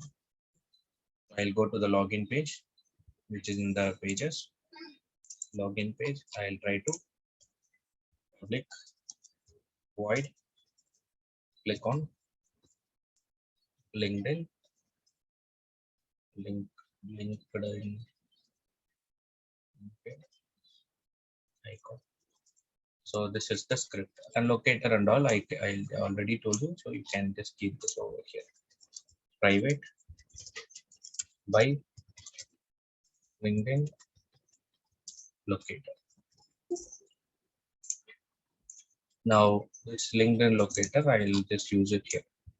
Just click on element using LinkedIn locator. That's it.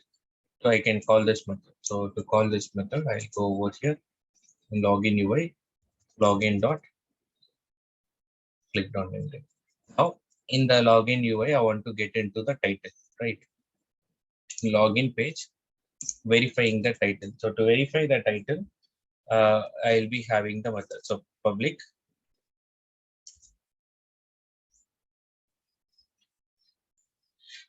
okay, so right now you can see here when I click on it, it opens in a new tab. It's totally different page. So I'll be having one more page here. Class and LinkedIn page. LinkedIn page. So in this page, I'll try to get the title. So in this, it's a page object. So in this page, you will have a driver and you will have a method similar to driver, and this will have an extends WebDriver wrapper, WebDriver keyword. Now you can see here, I'll go over here. Here there will be a method for getting the title, which will be similar to the orange HRM title page. This one. Uh,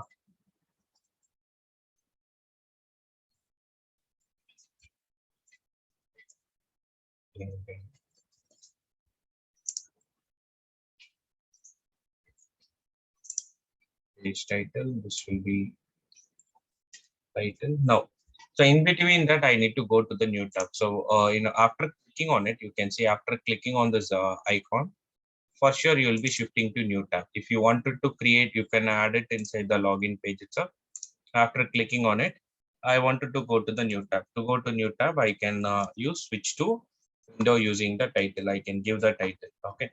So the title which you wanted to validate, you can make sure whether you are into the title or not. We already know it's a new tab.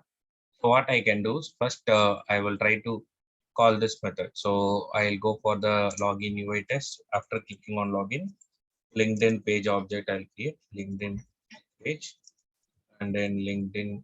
Let me keep this page equal to new LinkedIn page object is going to be done. Now here LinkedIn page dot get LinkedIn page title. This will be the assertion. So I'll be using assert equals. First, I have to give the actual, which is this one. Next, I have to give the expected. Expected, we will try to get it from the page source, basically. And the XML document, we'll try to get it. Let me try to inspect it and then get the title here. / title you will be getting the title tag. Now, this is the detail I need. This I'll be putting it in the Excel and getting the record of these. So now this is the title.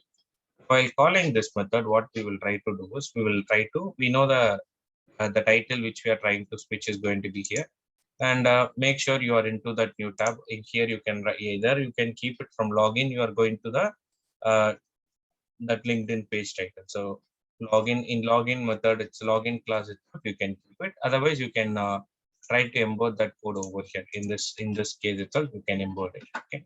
Anyhow, so what I can do is to switch to the title, I'll go over here in the login. After clicking on LinkedIn, I can do public void switch to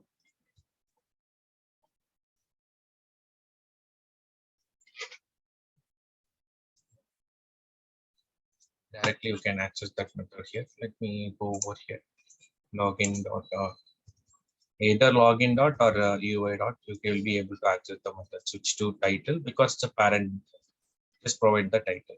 Okay. Now you can see here. You have to just build up that step in between. Okay. So login object we are creating. While creating an object for login, it will allocate memory for parent. Okay. You can use it in the child. All these are public method. You can use it on this section also. You either using login, you can call this method, or using the LinkedIn, you can call the method. Not an issue. Just make sure you are in the proper page. Okay, got it.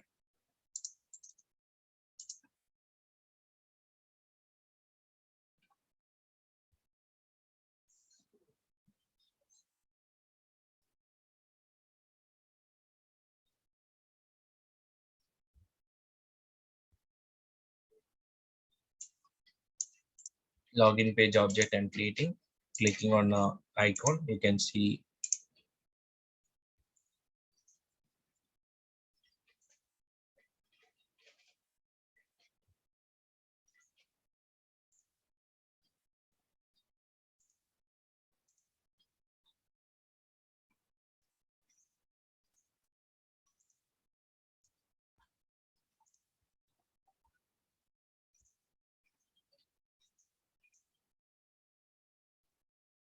ALT LinkedIn orange. Let me try to debug this method. Stop it. Debug again. See, first what I'm doing is I'm creating an object for login page. Then after creating the object for login page, browser launch, navigate to the URL app, comes over here.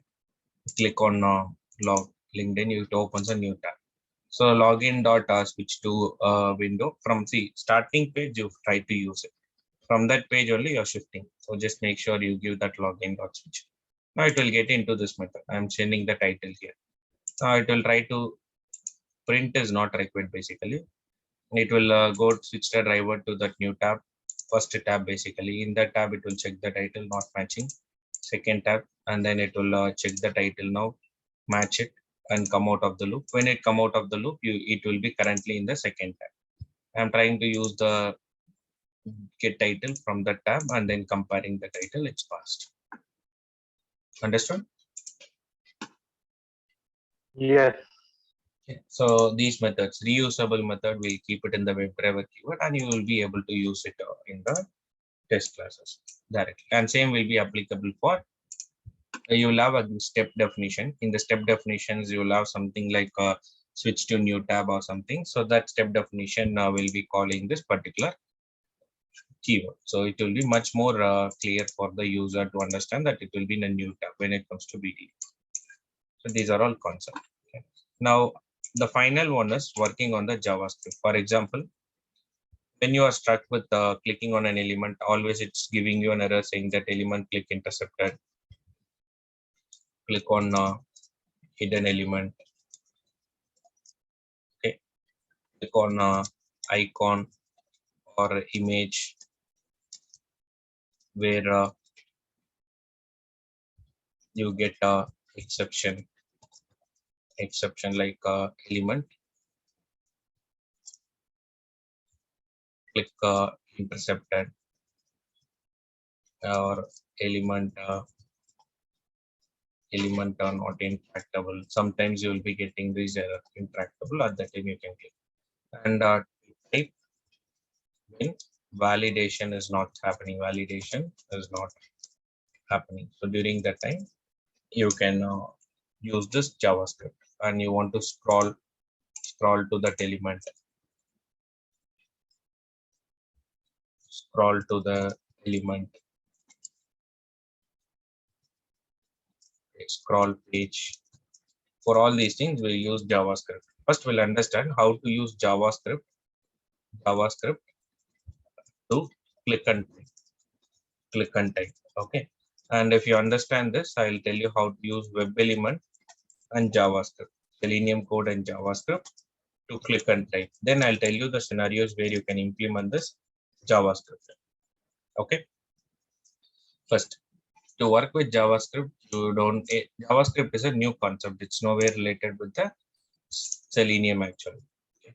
So it's a separate concept. JavaScript is a separate concept. It's nowhere related with Selenium.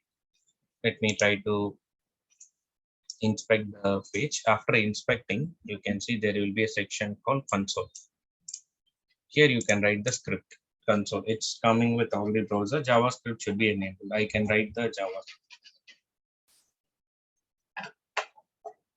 It's a development concept where the developer will be using JavaScript for validations or not.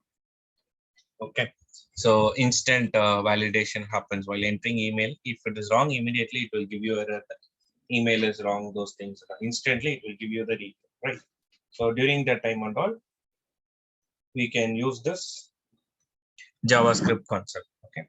So for example, let me show you. There is a concept called document. We call it as DOM element, document object model. This document will control the entire UI. This document will control the entire UI. You can see here the entire HTML under this control. Using this document, you can create a new text box in the client side. You can delete the text box. You can insert an HTML content. You can delete the HTML content. You can modify the page.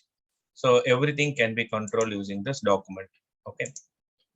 Now, using this document, as I told you, to modify the element or to remove the element, you will have to find the element. Using this document, you will be finding the element.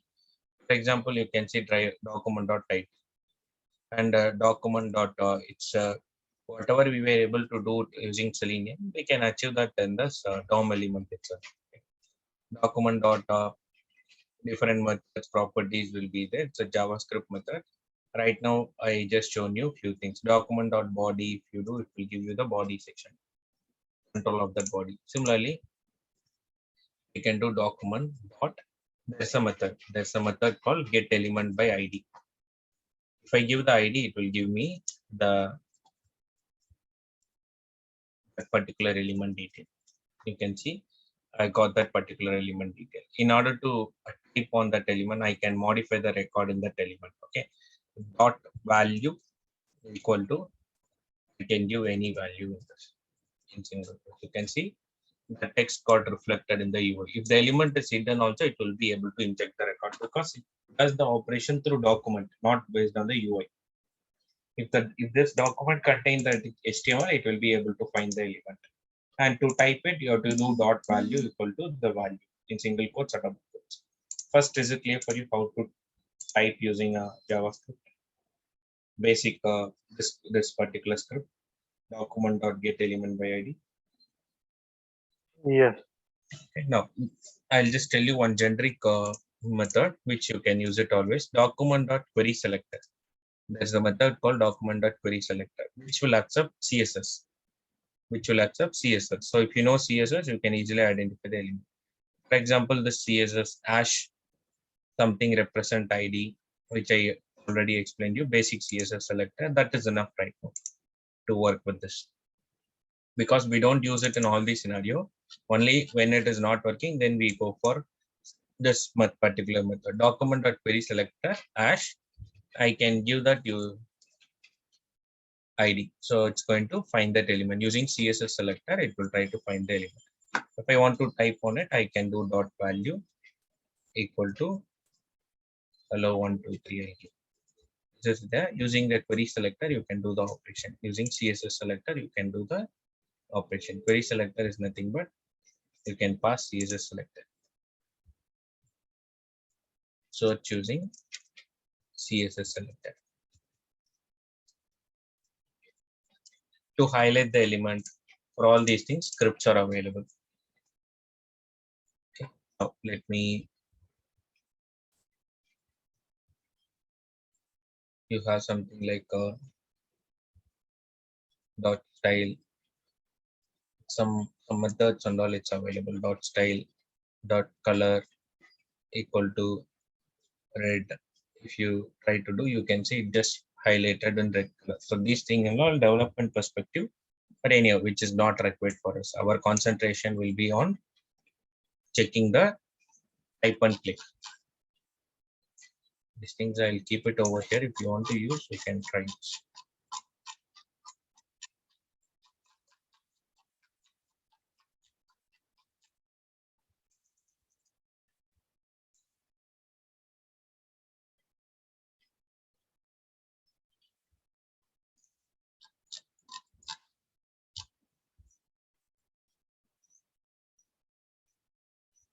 Fine. So right now, let me keep them. We'll complete this. Click and type. To click on an element, for example, there is a login is there. Type equal to submit. I'll use that as a CSS selector. Document.query select. I can use CSS selector. Attribute equal to value. Attribute equal to type equal to value is nothing but submit. Square bracket. This will find the element. To click on it, dot click is a method. Just remember these two methods. I'll tell you where and all you can use this dot click.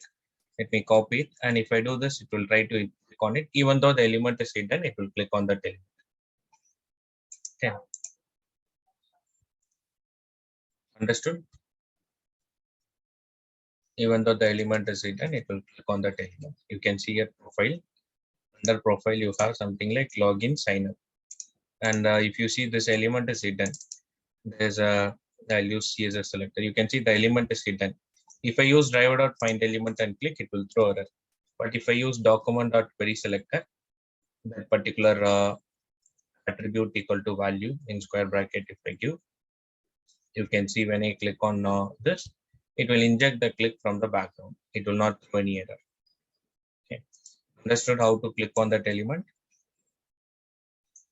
Even though if it is hidden, it will click on the element. Just remember how to do click and type. Is it clear for you? JavaScript. Yeah. So for example, let me go over here. I'll just implement it and show you. Under this Selenium Advanced 2 Demo 3 JavaScript. With the main method, I'll show you. In the main method,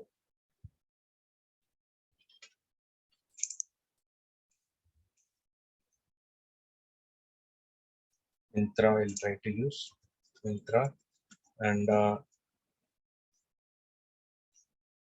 use driver.find element by.css selector or any other detail you can do, XPath, whatever it is, you can click on that element. So this is basically a CSS selector, which I already got it. So I'll use the CSS selector.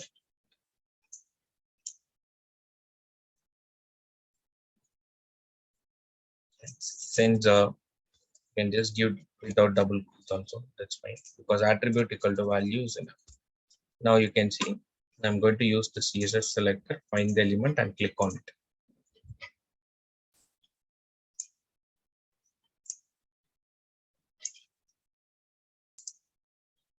Save it and run.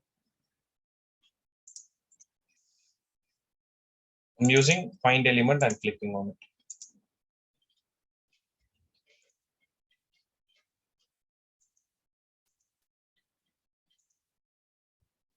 This find element dot click, it will check for the presence and visibility. If it is not visible, You see, we used to get the error right. You can see the error is element not interactable exception. To make that element interactable, you can see the error is element not interactable. To make that element interactable, what I need to do is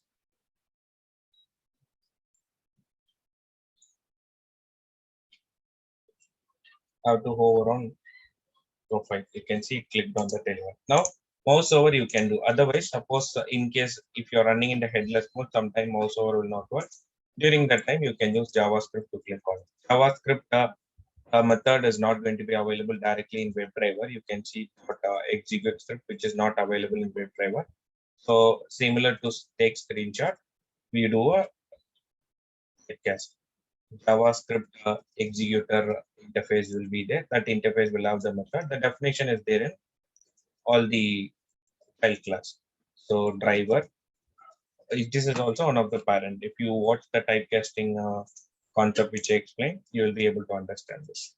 Java part which I covered, just go there and check on the typecasting, which you are not sure about this casting. But hope if you were in the session, so you will be knowing it. So right now, those who are watching the recording, in case if you are not understanding script, just check the Java concept where I explain the indexes. Now execute script, you can see here execute script. This is the method js.execute script. This new Chrome driver can be pointed by any of the class. Important classes, parent classes, WebDriver. Not any of the class, any of the parent class. Important parent is WebDriver. And similarly, I have this class is having a parent like take screenshot, a remote WebDriver, Chrome driver, and a class like execute script. Lots of classes, class like JavaScript executor. And whichever the class you want, you can point it. During the runtime, you have to do a typecast. During the runtime, if it is a valid casting, it will accept. New Chrome driver can be stored in the parent, so it will be accepted. js.execute script. Okay.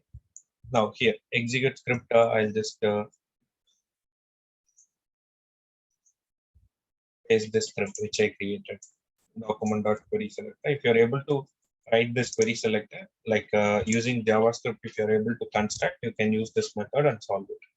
It will check for whether the element is there in the DOM element. It will click on it immediately. It will inject it from the background.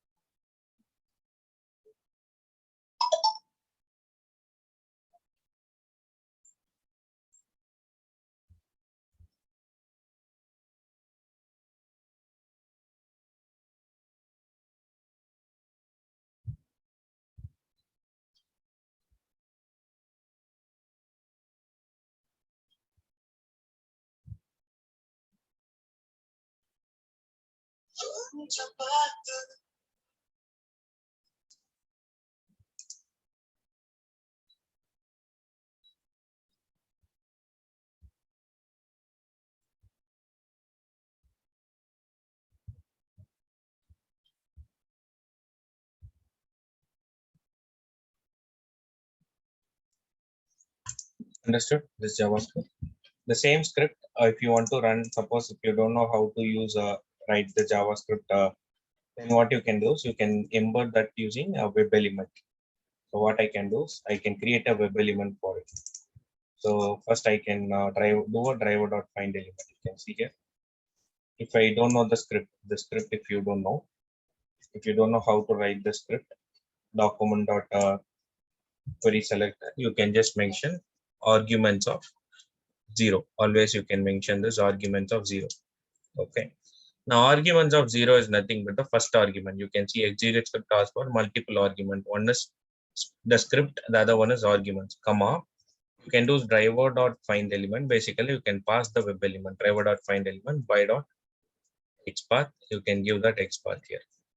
If you just want to give the web element detail, web element, you can store it and send, or you can directly send. Anything is fine.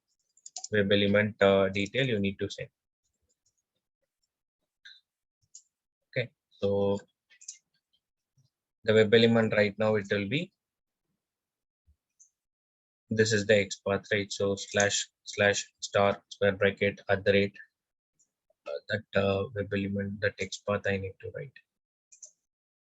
Data track equal to login. I'm writing in XPath and I'm trying to identify the element.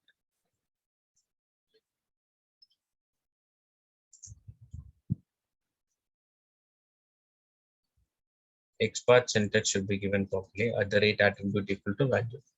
First, I'm finding the web element, then I'm tend to arguments of 0 is nothing but element. Yeah. So if you don't know the JavaScript, you can inject this. Got it? Web element and JavaScript click. Yes. Okay. This arguments of 0 is nothing but the first argument. Basically, what you can do is semicolon separated. You can write all the argument. Anyhow, we don't embed all the argument together. Just we'll keep one argument only. So argument why we mention 0 is that is basically first argument. You can see using the XPath it find the element, but injecting the script and clicking on it. You can see it clicked on it. So those who are new to JavaScript, they can use this particular option. But click, we have to use JavaScript to click on it. And similarly, if you wanted to, after clicking on this, you can see if I want to type using JavaScript. For example, you type something, it's not accepting. Scenarios I'll tell you. Let me.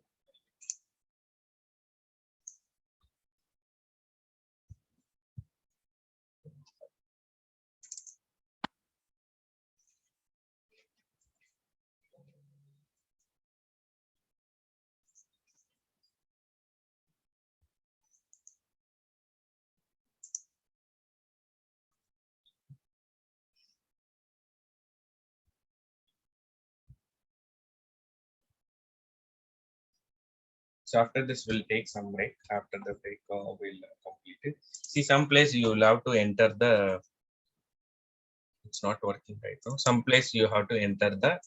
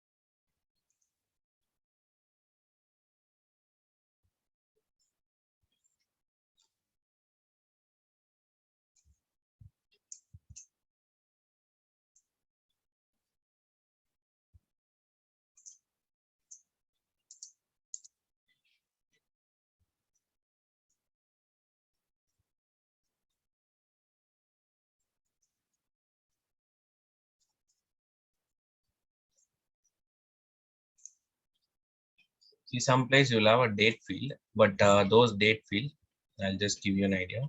So date field will be there, but you will not be able to send the date because it could be a read only option will be there. Read only will be true. During that time, you will not be able to use send keys. Then you can see read only is true over here. So which means you can't type it. You can see you can't type the date. So send keys will not work. After identifying this particular element, send keys will not work. You can try this. It will not work. Name equal to end is there. So if you do this, it's not going to work. If you do this driver dot find element and by dot name, and you try to give that name dot send keys, we try to use this format, right? For example, we choose term date and we try to give that format here, like 30 April 2022. We used to give this, correct? This will not work if the element is read only. Will not work on read only item, read only element. Okay. So during that time, I can write the script. One way is I can write the script using web element. This is one way. The another way I'll tell you. So I can keep it over here. Both the things I'll tell you. So let me comment it for the time being. Here I can do execute script, which I told you, execute script and inject it. So I can use js.execute script. I can do find the element dot value equal to that value I can. So this value I can give it. Okay. To verify this, what I can do is name equal to n is there. Let me keep a name equal to n. I'll to run first. If you know script, you can use the script or use the selector hub. Just go to the selector hub detail. Selector hub will detail also will give you the JavaScript for that element. You can see it will give you JS path document.query selector, and it will give you the query selector detail. You can also notice that document.query selector ID is dynamic, so you can go for uncheck ID and try to go for some other detail. You can see it just brings up the JavaScript detail, so you can use that. So I'm using name equal to n, and I have written some JavaScript here. I'll copy this JavaScript and I'll go over here dot console. In the console, already date is selected. Let me refresh it first of all.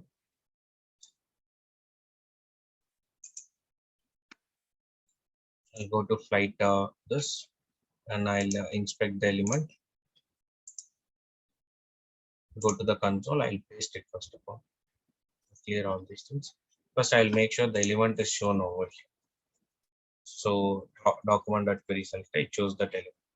Now what I can do is I can run the script dot value. You can see it will try to inject that value if it's in a proper format.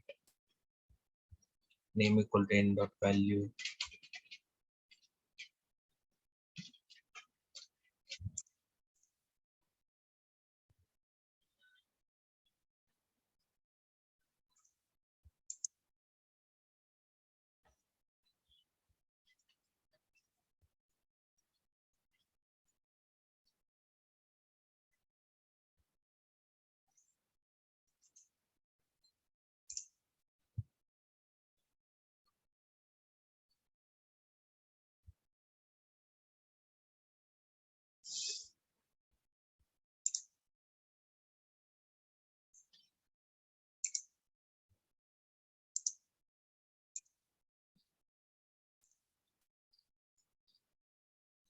(22 APR).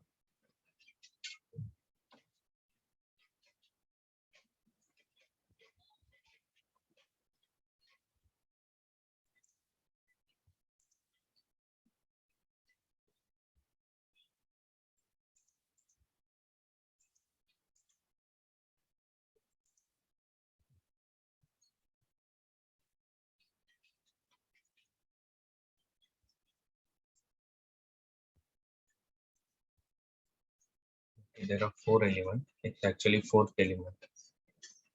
The one which I want to inject, it's basically 4th element. You can see here. 3rd element. Okay. So 3 elements are there. To get into the 3rd element, you have to use some other detail. Let me try to check for the return date is missing. Return date is missing.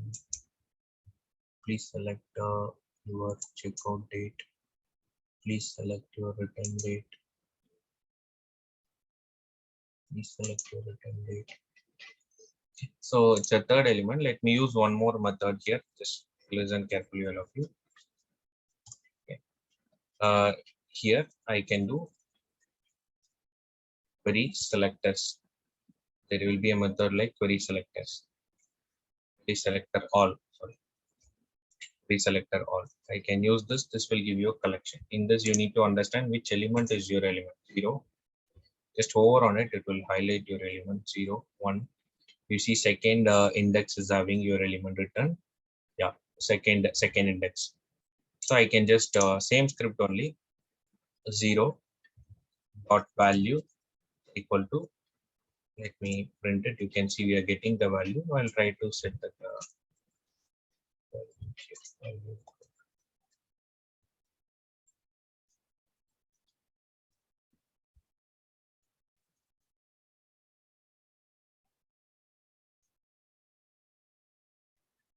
It's a second element. Oh, yeah, okay.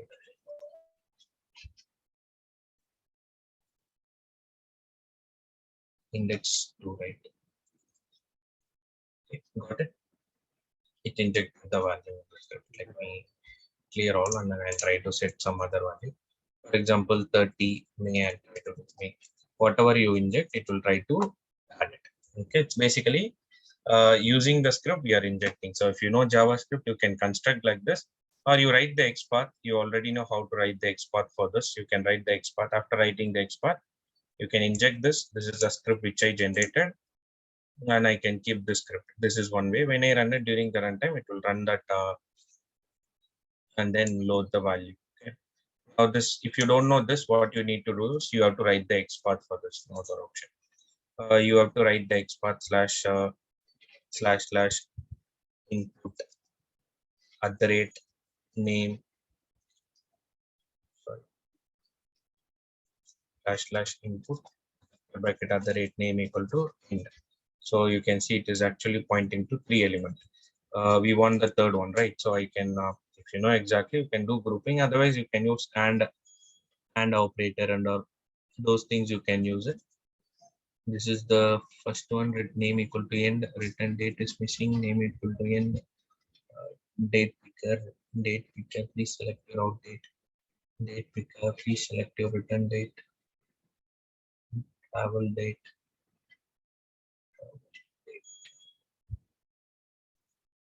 Date or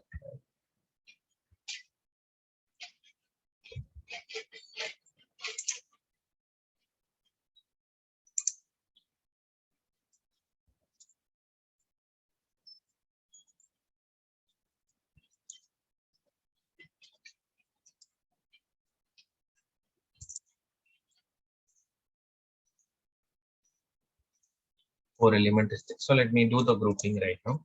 When you get time, you just try to write using and alone.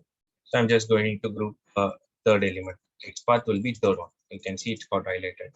After writing this XPath, you can try to put it into the web element. After putting into the web element, this will be the XPath. Okay. Now after adding it in the web element, I can use arguments of 0. I want to type the record. So dot value. That value, put it in single quotes. And the record, what you wanted to type, first what you need to do is first you need to choose from this section. After that, you try to copy that record and give that as a over here. Okay, element. Is it clear for you? Option 1, option 2. Anyone you should be able to construct and do the operation. Clear for you till this? Any doubt? Yes. These are the ways to click using the XPath, type using the XPath. Okay, JavaScript, click and type. If you know this, it will be easy for you to handle the any problem. Like when you try to nowadays, mostly it will be of dynamic pages, and text will not be shown in the UI. Instead of text, there will be an icon. But when you try to use the text and click on it, it will give intercepted exception. Try to use JavaScript and click on it. Okay. Sometimes if you want to scroll to element some basic methods, I'll quickly show you. For example, let me take some element in the bottom. href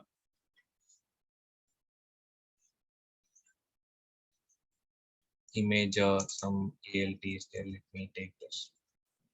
I'll use this and find the query selector. Document.query selector. Query selector is you concentrate. Query selector all, if you want, you can add it. Query selector. I'll just give this query selector.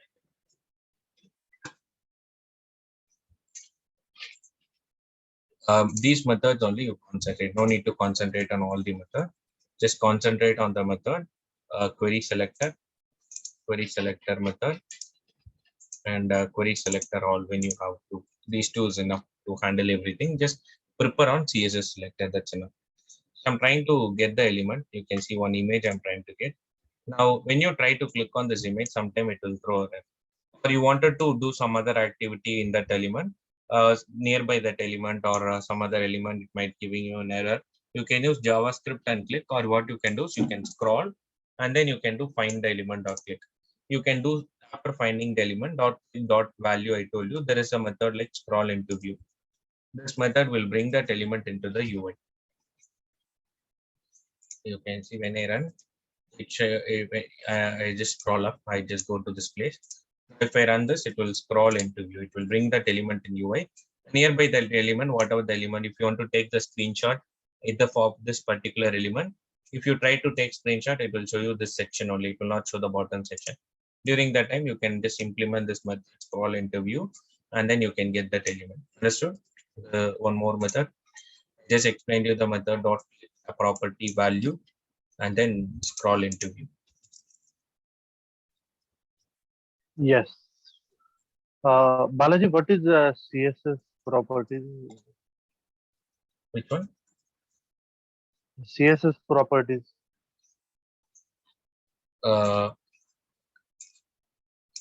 example, I used something like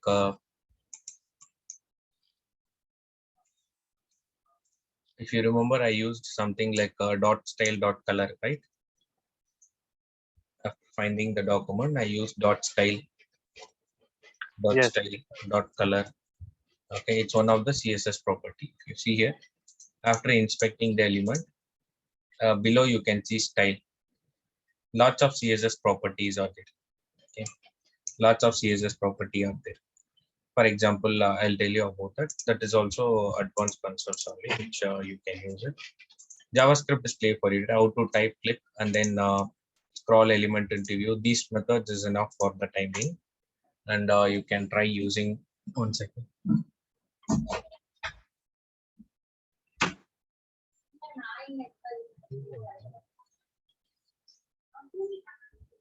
Oh,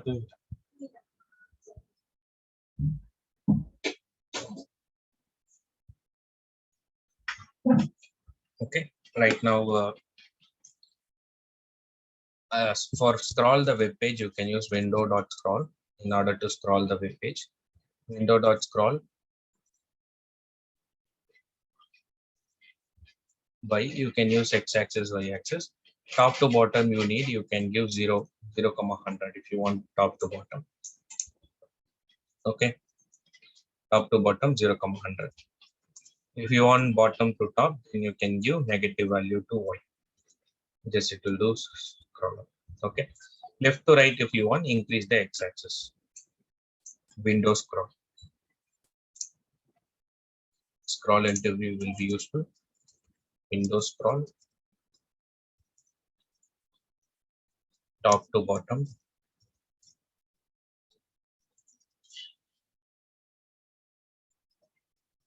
Bottom to top. Okay, left to right you can increase the x-axis. Left to right you can increase the x-axis, that you can easily do it. Okay.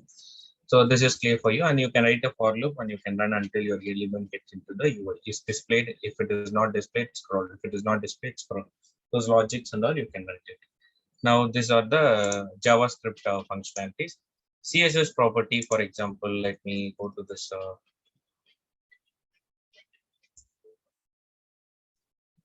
This particular. Okay.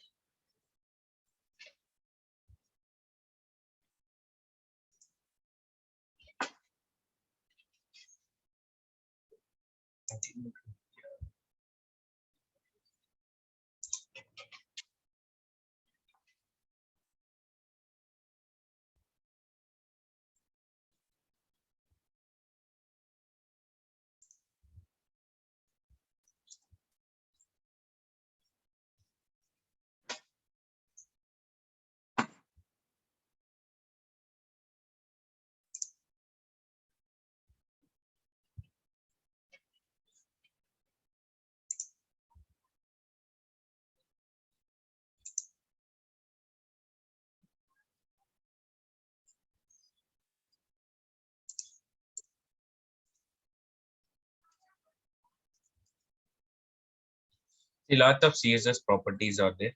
Okay, let me give you the link. This link you can use.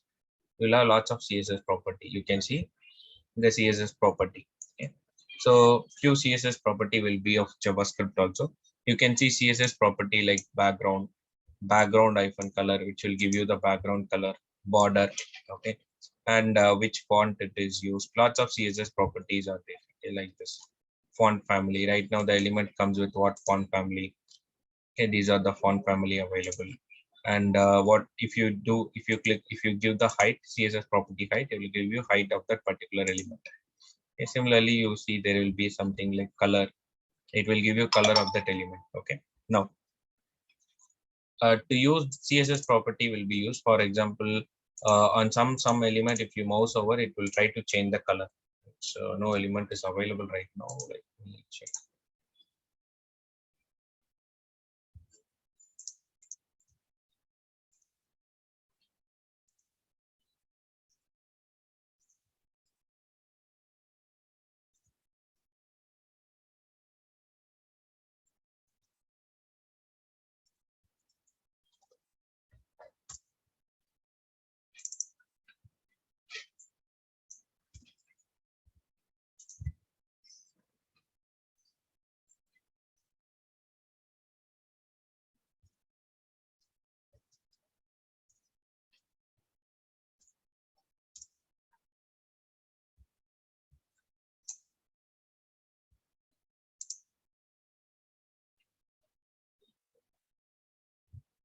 See, when I do a mouse over, it is turning into green color, right?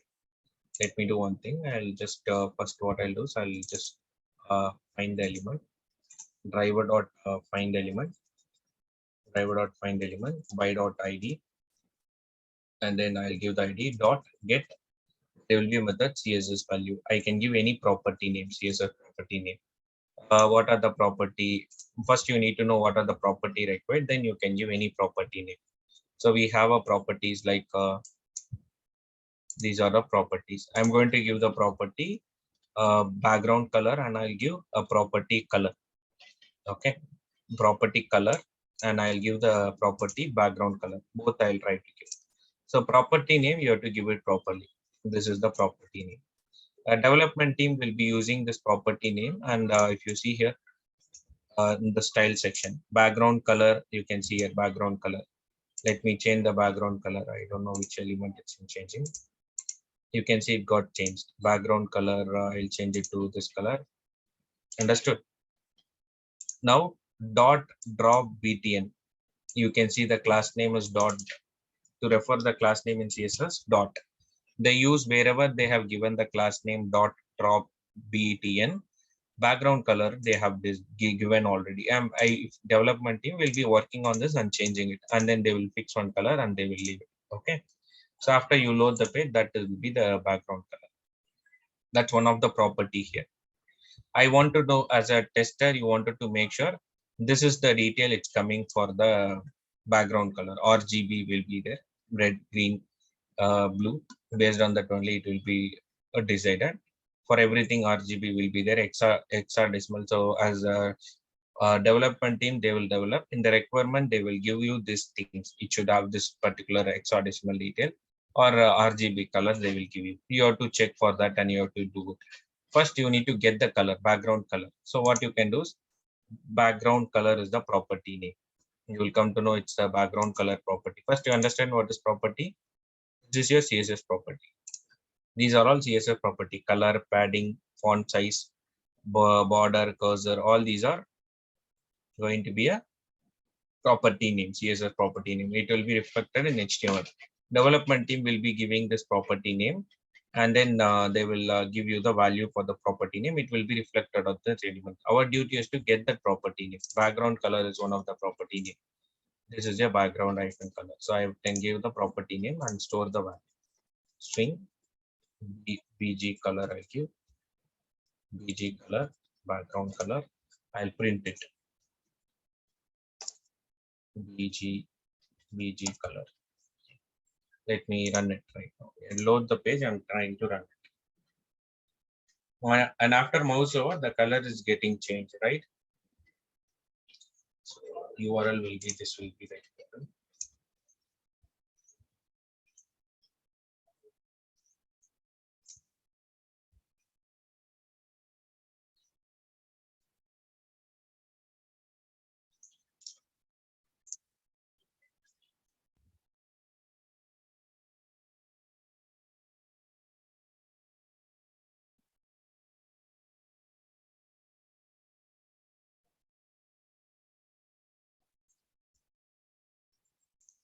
You can see this is the RGB color they will give you. You can convert that into XR detail. I'll tell you how to do this. Now 57, 148, 154, 1. So this is the RGB color. You can just use Chrome itself to change to find the exact color of that. You can see it.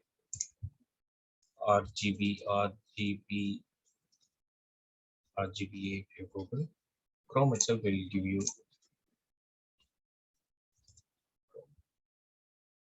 RGB check.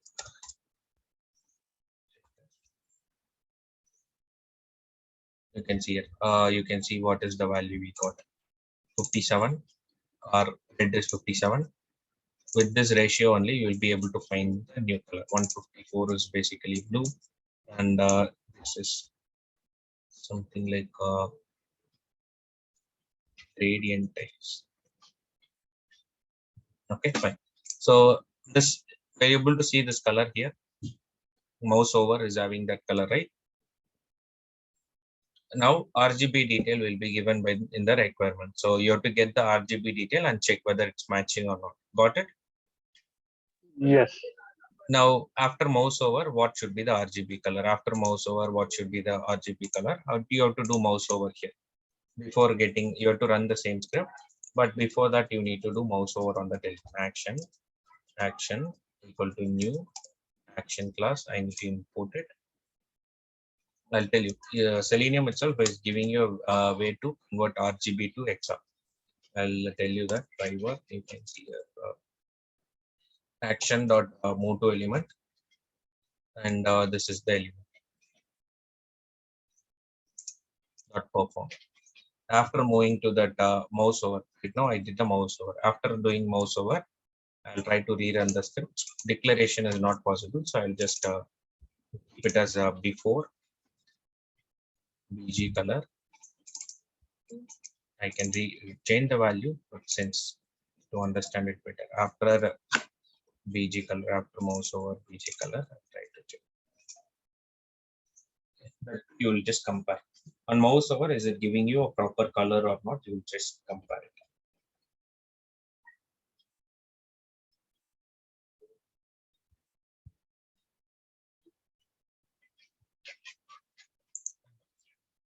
This is the color on mouse over.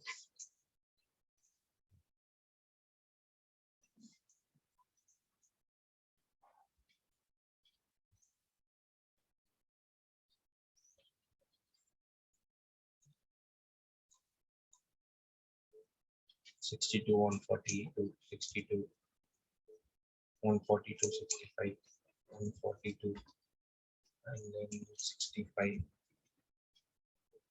You can see this on mouse over. This is what 62, 142, 65. This is the color on mouse over. Understood?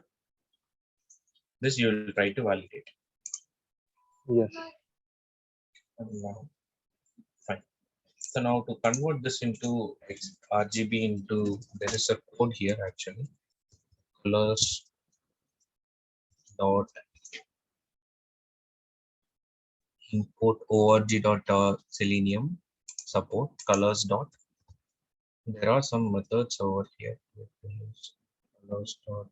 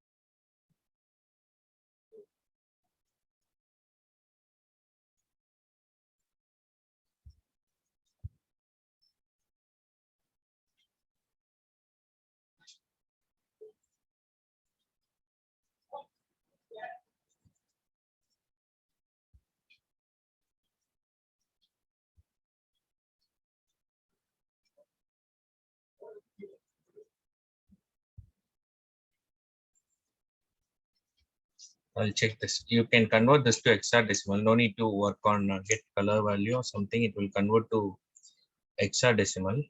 Okay, this method itself is will be able to do this class itself. Colors class in Selenium. Java doc I need to go through. If I go through the Java doc, I can get that method. Okay, some methods are there. When I was working in a project, I used to use this method. Yeah, from string. From string, you can use actually colors dot from string was not from string. Class name is color dot from string. Og color dot from string. This color dot as hexadecimal. Yeah, color, not colors. There's two class. Colors is for a different purpose. Color is the class. You see color dot from string. You can give the RGB detail here, the string detail. It will convert into hexadecimal. Now what I can do is I can store it in string GX. This is what the requirement team will be given. Okay, BG hexa BG before I'll keep before, and you can try to print it and see. This will be exactly matching with the UI development team detail. This is going to match.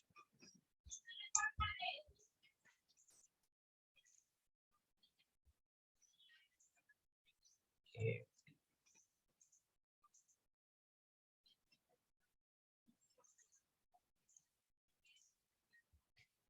So this property you will be checking. If they give you the property rarely comes, we will try to check the main functionalities only, whether it's working or not. Sometimes you will be involved once the main objective of the application is working, then you will be checking on these feature also and automate it. Okay, and if you while automating it, you have to check the color. You can see 3994A. This detail they will give you whether this detail is there or not. After mouse over, you will get this detail whether it's there or not. This is basically a color only, hexadecimal color only. If you try to give that color here, so basically you can see here after inspecting it, if I give that color here, hash, you can see it changes into green. Like this, we will try to use testing thing. But anyhow, this detail, the testing team don't need to do this in the styles. This is I'm telling because I used to work on few development projects also. For that, I used this environment to check it. In your case, they will give you the hexadecimal detail. Before mouse over, this should be the hexadecimal detail. After mouse over, this should be hexadecimal detail. You have to check background color and do the operation. Font, if you want to check, give that property name. If you want to know the font of that element, you can give that property, font family, font size, font height, width. You can just give this property name and see that detail for that element.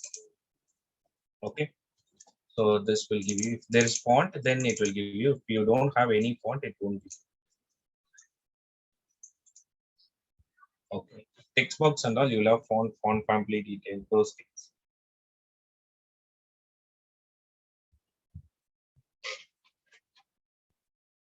Understood what is the property? Got an idea about this? Yes, got it. Fine. Let me see, this is the font. If they give you, you will be sitting and you'll have to work on this for property. They will give you the list of property what you need to validate. You have to sit and validate with the expected value. That is get CSS property. And just make a note on this class. Most of the people try to use a class which is coming from the Java environment to convert RGB to hexadecimal, but we have this class given by Selenium team itself for doing that activity support additionally. Fine. So till this you try to work on. We'll take some break. After the break, we'll continue the session. Okay. And what are the other things you wanted to work on? Like what are the things we have something like auto IT that I'll give you an idea for Windows automation, basic Windows automation. Selenium ID, I'll give you an idea.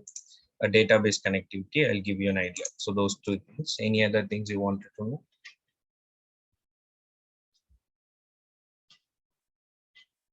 No.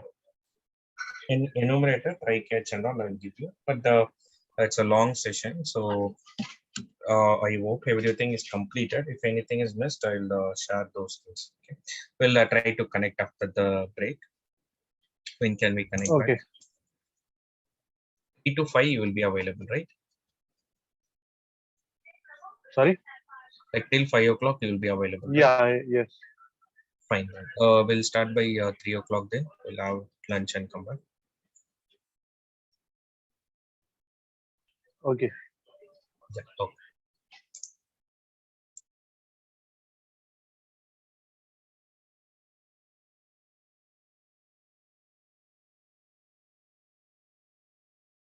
Okay. Fine.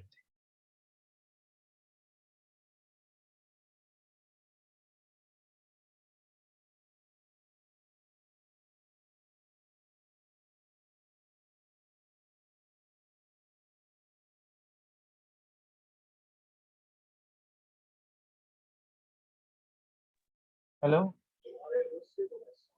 Hello.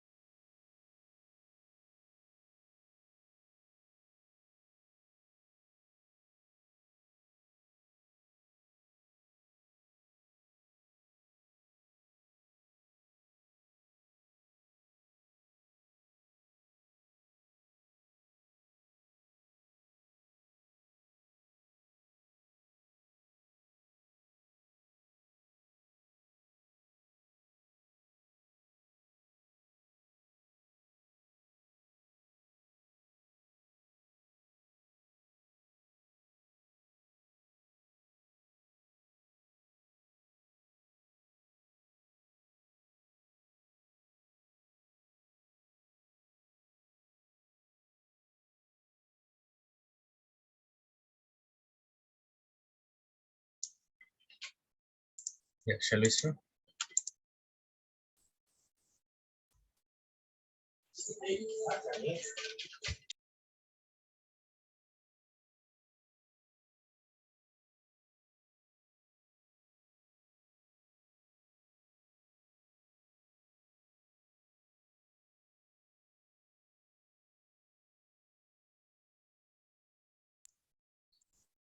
Yeah, shall we start? Let me know when you are ready.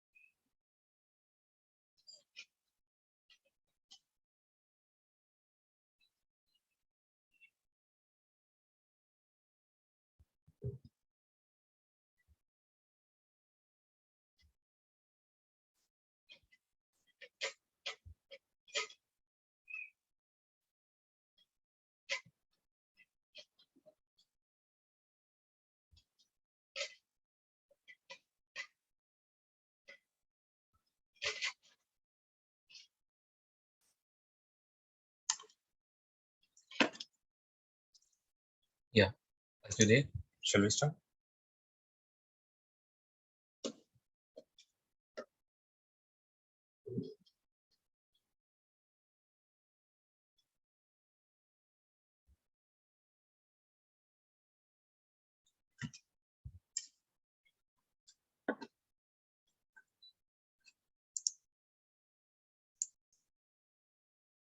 That's fine.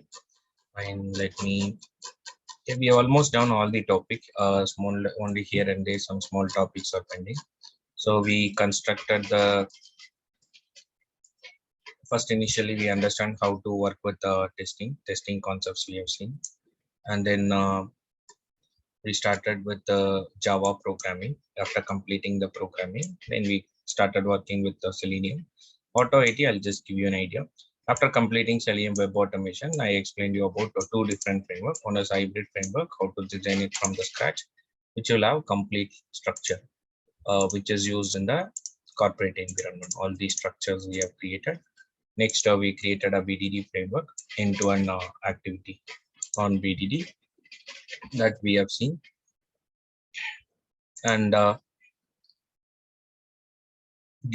Git concept we have configured. Jenkins, I'll tell you. Otherwise, Jenkins, I'll share the video for if not possible by today. So for let me quickly give you other topics like Auto IT, Selenium ID, those things I'll cover it. So Selenium ID is one of the components, simple record and playback feature only. It's not important. We use Selenium ID only for simple scripting, and we don't use it for doing a complete regression automation. Just used for used when you do a manual testing. Okay, at that time you can record and you can play back the feature. So I'll just give you an idea about Selenium ID. I'm not going to take deep into it. So Selenium ID is a plugin which comes in for three different browsers: Chrome, Firefox, Edge. Let me go to downloads. Under downloads, you will have a section called Selenium ID. This is the Selenium ID section. Here you can see Chrome, Firefox, Edge is there. Let me go for Chrome. I have to add the plugin here. Once I add the plugin, it gets added over here. Selenium ID. Now this plugin, I just added the plugin. I'll just do something. I'll just click on that plugin. It opens the plugin right now. Now whatever I do in the browser, it will get recorded in the Selenium ID. So let me one thing. I'll just navigate to this URL. After navigating to this URL, I'll enter the username, password, and then I'll click on login. I'll enter the username, password, and then choose language, click on login, and then validate the title. Let me do that. For that, I need to open Selenium ID after installation. Then record a new test in new project I'll do, or I'll first create a project. Create a new project I'll do. Project name I'm going to give it as OpenEMR. Click on OK. And the URL I need to give. This is project is created right now. A simple project is created. Now URL I need to give. This is the base URL, which I'm going to give it over here.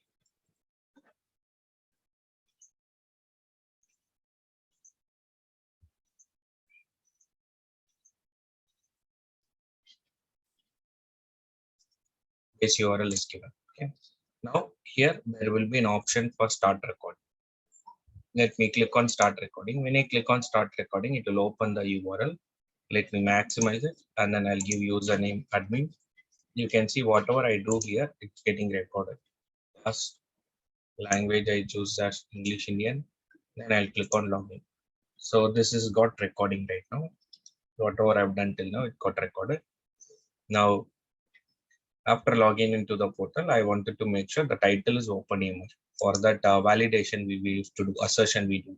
During the recording time, you can right click on any section. Selenium ID will be there. There you will have option like assert. Assert title I can give. And then I'm going to get into Selenium ID and stop the recording. This is tc1 underscore valid ID. tc1 underscore valid. For my reference, I've given the test case name. Like this, I can create a plus. I can create one more tc2 underscore invalid. In invalid, what I need to do is let me log out. It will run in the same session. That is the only difference which you find it with Selenium ID and WebDriver. WebDriver, each and every time it touches new browser, whereas here it records in the same browser.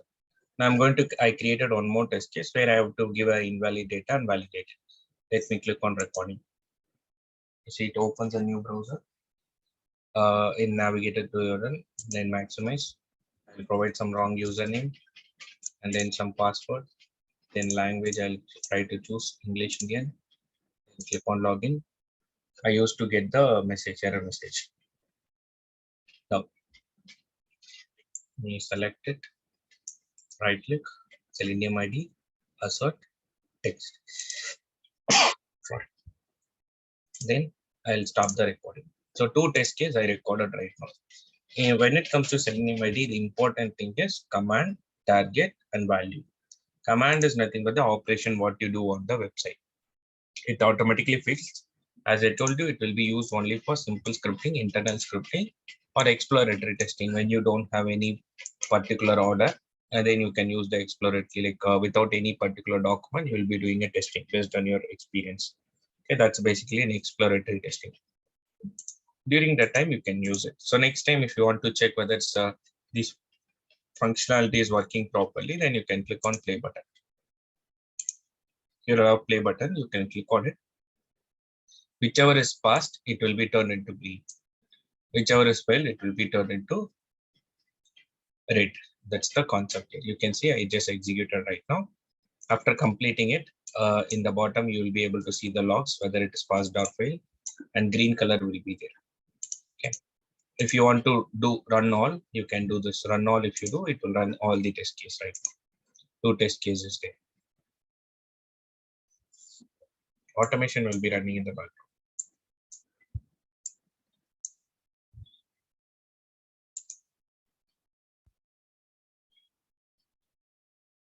Validating the error message.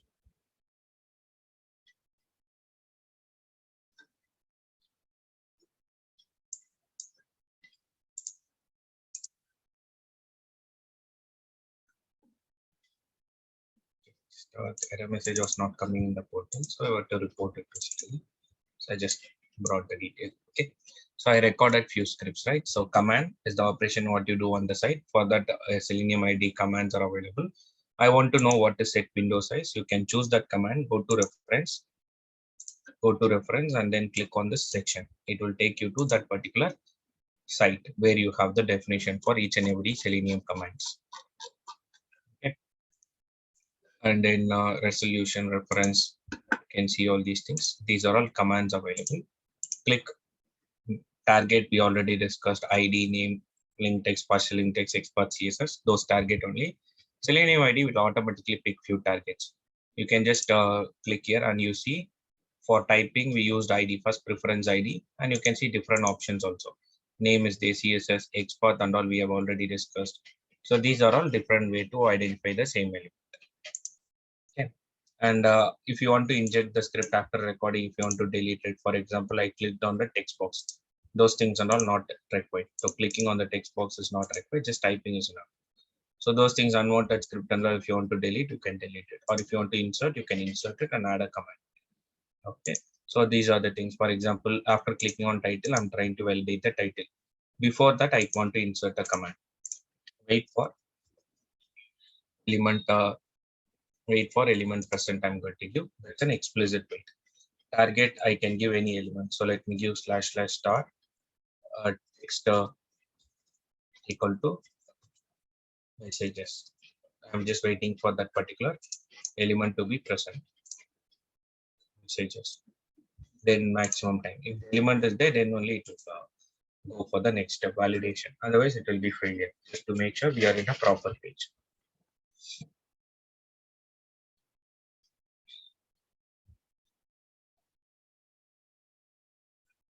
Okay, you can see here.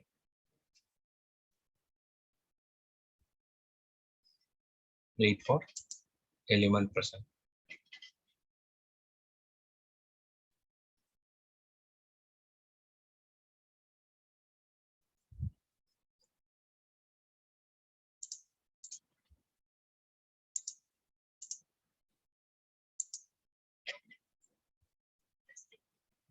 This some warning is there. That's basically because I need to do export equal to this.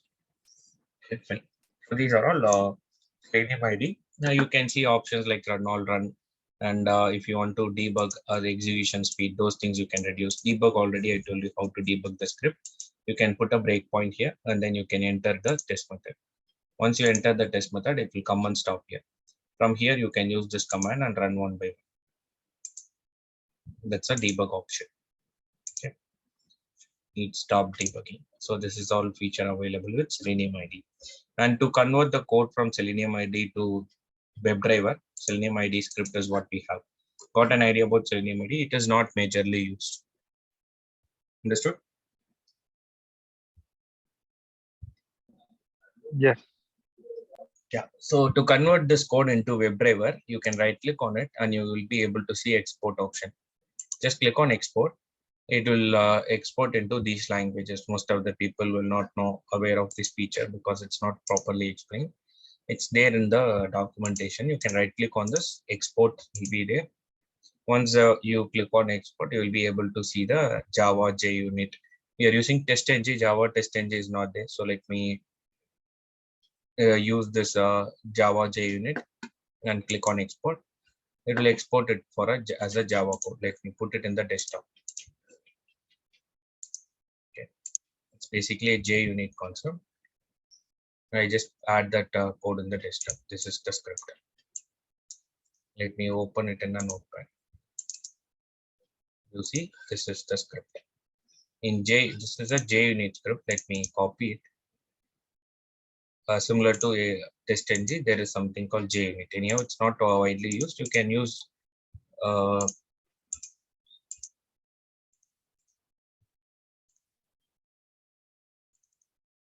XPath itself. You can see JUnit is not there right now, so it's going to throw error.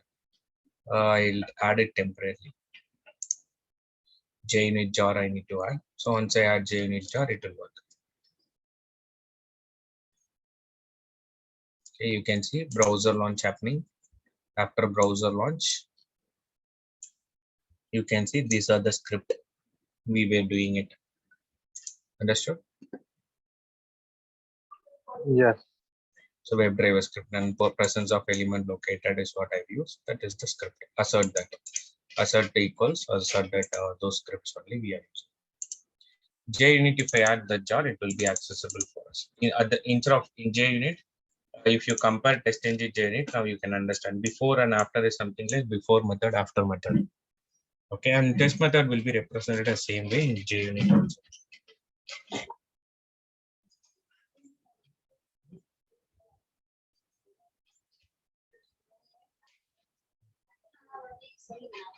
Oh,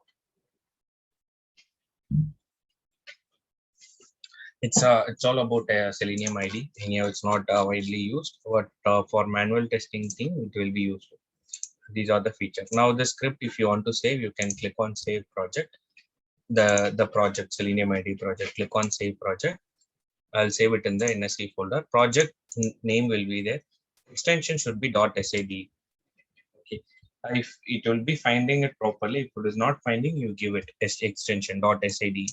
Selenium ID stands for Selenium ID. I save the script. Now I can open Firefox.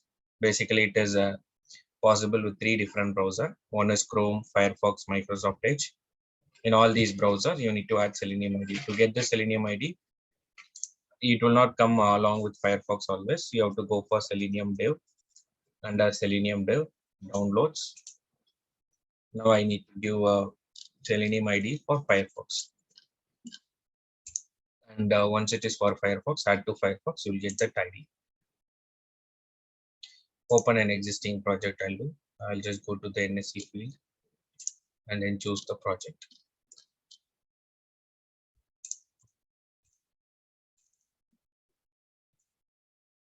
Open a master. Same script. I click on play button, it will run the same script here.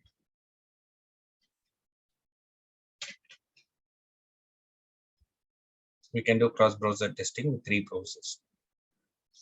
Got it? Yes. It's all about Selenium ID. I'll quickly give you an idea about Auto IT. See, Auto IT is a component. It's not a part of Selenium. Auto IT is a component. Those additional details I'll put it in the bottom.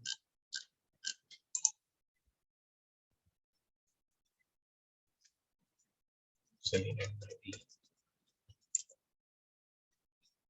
Before going to Auto IT,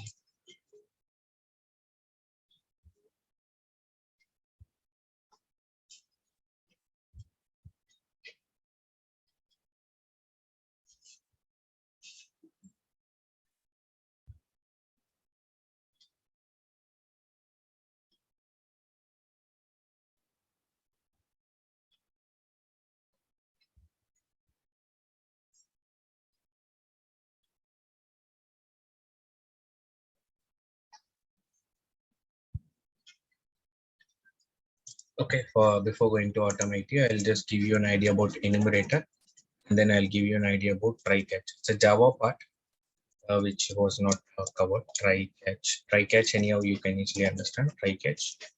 Enumerators, and the enumerator is something simple concept only. Let me show you that. Let me create a package. Yes, com dot nsc dot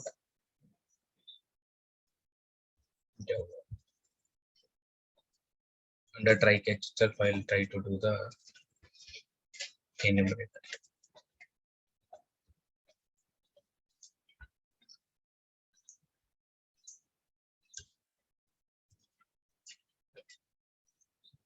You can create enumerator anyway. Enumerator, and you can give the enumerator name. So the name of the enumerator, what I'm going to give is days. Okay. So I'm going to give something like a enumerator Monday and Wednesday and then Saturday. Okay. So right now, assume that you wanted to give a feature for the team to apply OD.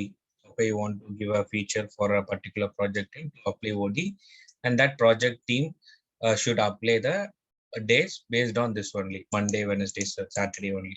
So how can we make sure whether they use only those particular days? Okay, if they give Thursday, it should not accept. Okay, how can we protect that? And during that time and all, we can use this enumerator concept to design this logic. We can easily design this. I can just you can see system.out.println days dot enumerator name dot. It's like a static variable. You can see Monday. So now you can see only these 3 days they will be able to use Monday. Okay, like this, we will be you will be able to see lots of enumerator in real time. Okay, it's basically for designing your own types and keep it in memory. Okay. Okay.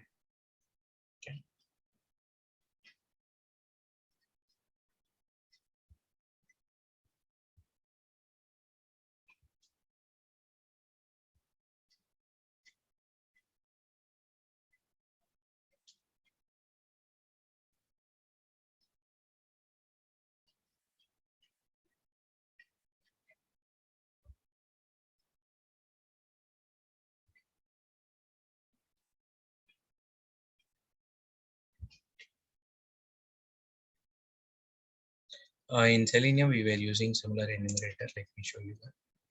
Under action class, we were using keyboard activities. I guess we are using enumerator keys.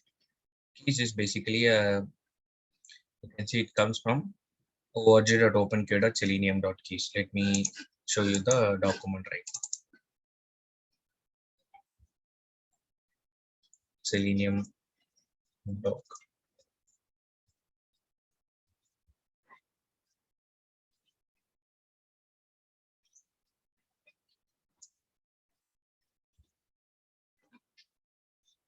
org.openq.selenium keys. Let me go to the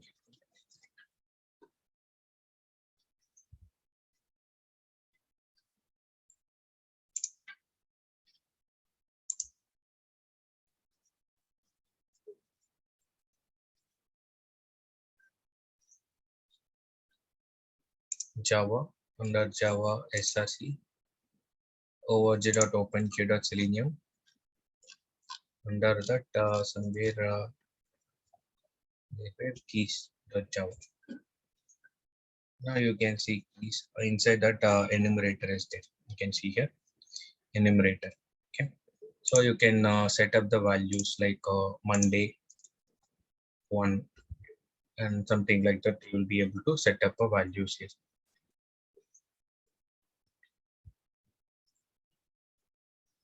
This enumerator is different.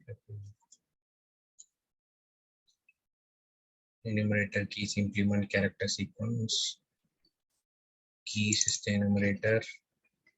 And basically what happened is this enumerator keys dot let me try to get that in the action class system.out.println. Let me put it here. System.out.println keys dot, and you can see something like cancel is there. Let me do cancel keys dot cancel. Okay, and then I'll try to print this. It's like a keys dot cancel. ASCII key code it will be having in memory, so that detail it should be giving you basically. Let me try to print. During the runtime, it will be taken from that. It's not giving you the support for us. ID key code. That value is not printable in console. Okay, but keys.help will be referring to that help key and do the operation just like an enumerator. These are the feature they are giving it us to use keyboard activities. Okay, so it's like a we can construct our data types, predefined values we can construct and we can use it.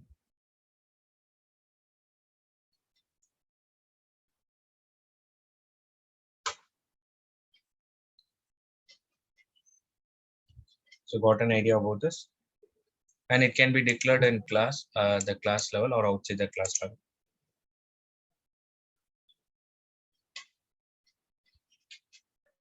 Okay.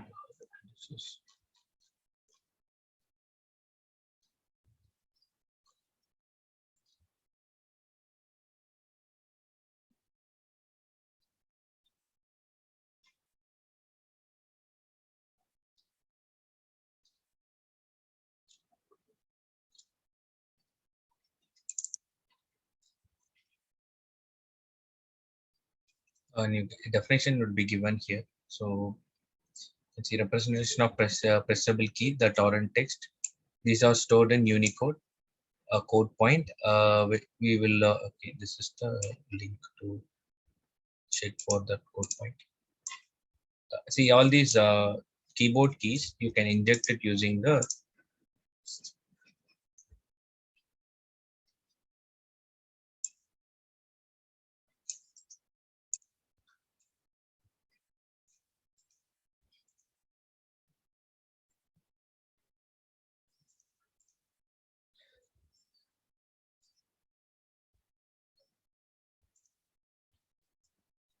Selenium keyboard. So this is your Selenium keyboard. See, we have to pass this as an argument. Okay, we have to pass this as an argument, which will be quite difficult to remember and pass it every time. For that, they have created an enumerator here. Okay, in this class, they have created an enumerator. So in enumerator, something like a static variable. In C# bundle, it will be a static variable. Concept of enumerator is not there. Enumerator they will give. So when you use this keys, you will be able to access all these things. That will hold some values which will be passed for doing the operation. Okay. Got an idea about this enumerator, just like a predefined Yes. data type we are giving. And in this is one scenario like where I wanted to give the user to use only these days. If it is not in this days, it will throw error. No, it will not allow anyone to use the like drop down and all we will be designing if we're using this enumerator. So it will not allow any user to use any other values from this apart from this. Okay, that's basically an enumerator. Let me quickly give you an idea about try catch. Since we already understand the concept of inheritance, then try catch will be simple for you to understand. Demo 2. Okay. Let me create a main method. It will be make try catch will make more sense right now since we already discussed about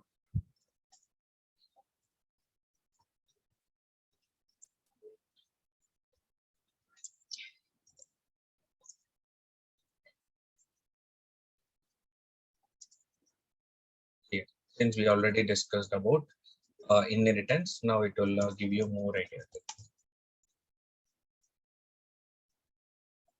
Listen here, I'm going to run the script. I'm storing A equal to 10, B equal to 0, and then doing C by B. See what is happening right now?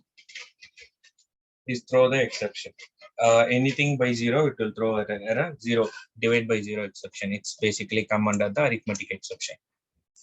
Okay, arithmetic exception on this stage, it will throw new arithmetic exception on this stage. Now, on exception, it will about the execution. It will throw this exception, new object of arithmetic exception. It will throw, and it will about the execution. You see, nothing is ran after that. Okay. Now, new object is thrown over here. New arithmetic exception object is thrown over here. It's basically a class in Java. I'll show you. Okay, it's basically a class in Java.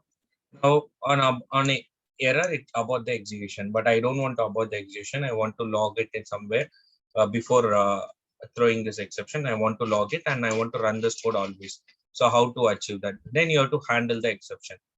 To handle the exception, you will be using try block. Try block. Try should be followed either with exception handling. We are planning to handle the exception here. We are not handling the exception, just throwing that exception. To handle the exception, try catch you can use. Try should be followed by either catch if you want to catch the exception, or finally, or you can give both.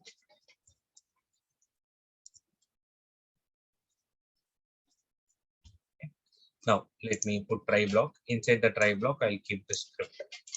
Now on you see it is going to throw error because try should be followed with either catch block or finally or both. Let me give catch, and I'll just put a catch. You can see what exception we are going to get. Arithmetic exception. Object of this particular class, where can we store? a new arithmetic exception is going to be thrown. So where can we store that object?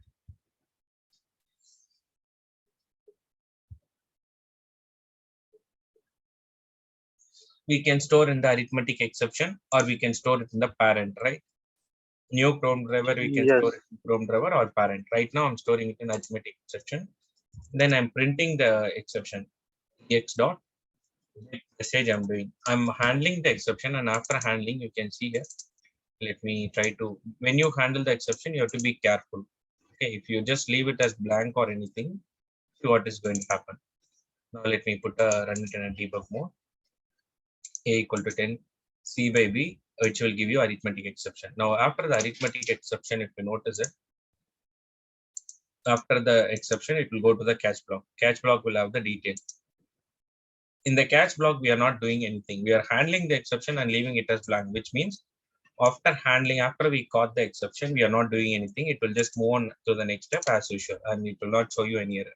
After getting the exception, it's your duty to log it if you want, and you have to throw that exception properly to the user. Okay, to throw the exception properly to the user, you can use the variable name dot print start trace. This will give you some detail about the exception, and it will continue with the remaining operation. You can see 0. Exception is thrown. You can see the new arithmetic exception object is there. Inside that object, you will have these many non-static variable details and all. Method divide by 0. This is the error. Okay. After throwing the error, it will continue the operation. Okay. It will continue the operation. This step always it will run hereafter after getting the exception. If you want to stop the execution, you can do throw ex, you can do, which will throw that error, or just you can give throw. It will throw that exception. Since we are catching it right now, you see here. I'm just logging it. You see here, I'm logging it, and then I'm finally throwing the same exception. Whatever is thrown over here, I'm doing some operation after throwing. Then I'm throwing the same exception. It will abort the execution. You can see end is not running. We are handling the exception. Okay. Now let me do one thing. Before this, I'll try to declare an array. I'll declare an array here. Int arr equal to new int 3. Okay. Now system.out.println arr equal to 5 I'll give. What exception we will be getting in this case? New array index out of bound exception, right? Yes. Now, if you see here, we are not handling that exception. If you see, we are not handling that particular exception. Arithmetic exception we are handling. You can see here. Okay, it will not go to the catch block immediately. It will throw error because here it will throw new array index out of bound exception. To store that, we don't have any class which can accept that new array index out of bound exception. Okay, if you know only these two exception comes, you can add the catch block. Catch. Here you can add a array index out of bound exception.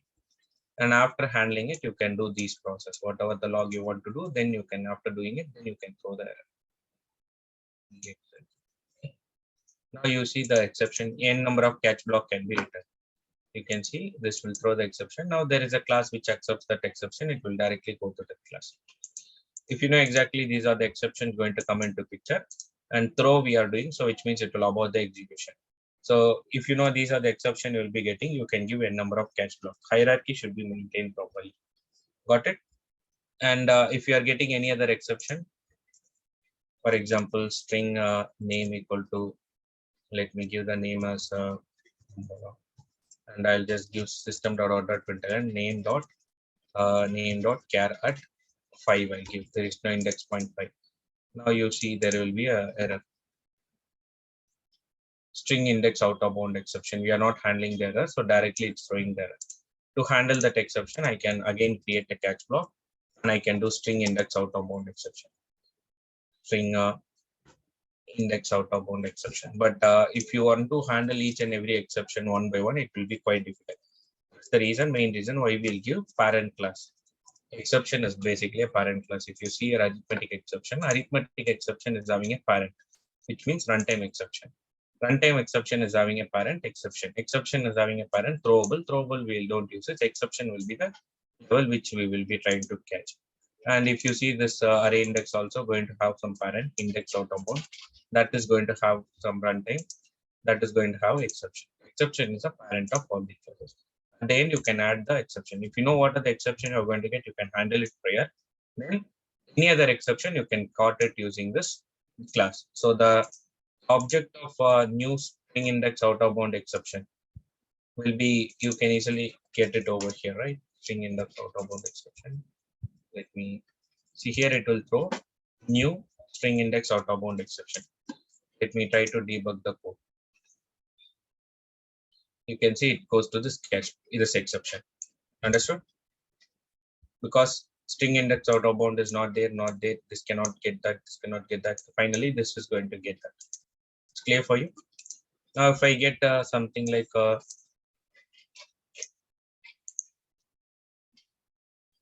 if I get something, now you see array index out of bound exception. For that, we are catching it properly. Got it? So whichever the exception you want, you can catch it. But in real time, what happens is we don't keep these many exceptions. We'll try to keep only catch block. That is with this parent class. Understood? I can give runtime also, which will also work. But basically, we will keep the parent class, this exception class. In this exception class is a parent for all the exception occurring in Java. Understood? So we can store it here, and like right now, it is something like exception ex equal to new. We have this no error. In this, there is an error. Right? This is what going to happen, which will have all the details. Right. So that's the concept here. Understood? Object Yes. of child can be stored in parent. Okay. Now, if you see here, after throwing the exception, I'm doing throw ex, which means it will about the execution. Once we log it, whatever we want, we can log it, print the detail, all these things. A report you want to log it, and then you can throw it to stop the execution. But this code should run always. For that, what you can do is you can use finally block. Mostly the close activities, Excel close activities and all, we'll try to put it in the finally block, which will run always. Finally block. Got it? And finally run always. And catch block, if you want, you can, if I remove the catch block, you can see finally will run always. The exception will be thrown. Try should be followed by catch or finally or both.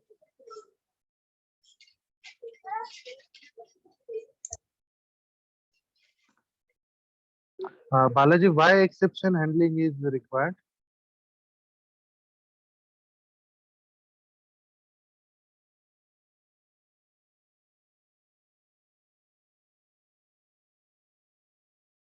Yeah, come again. Why exception handling is required? 1 second, 1 minute.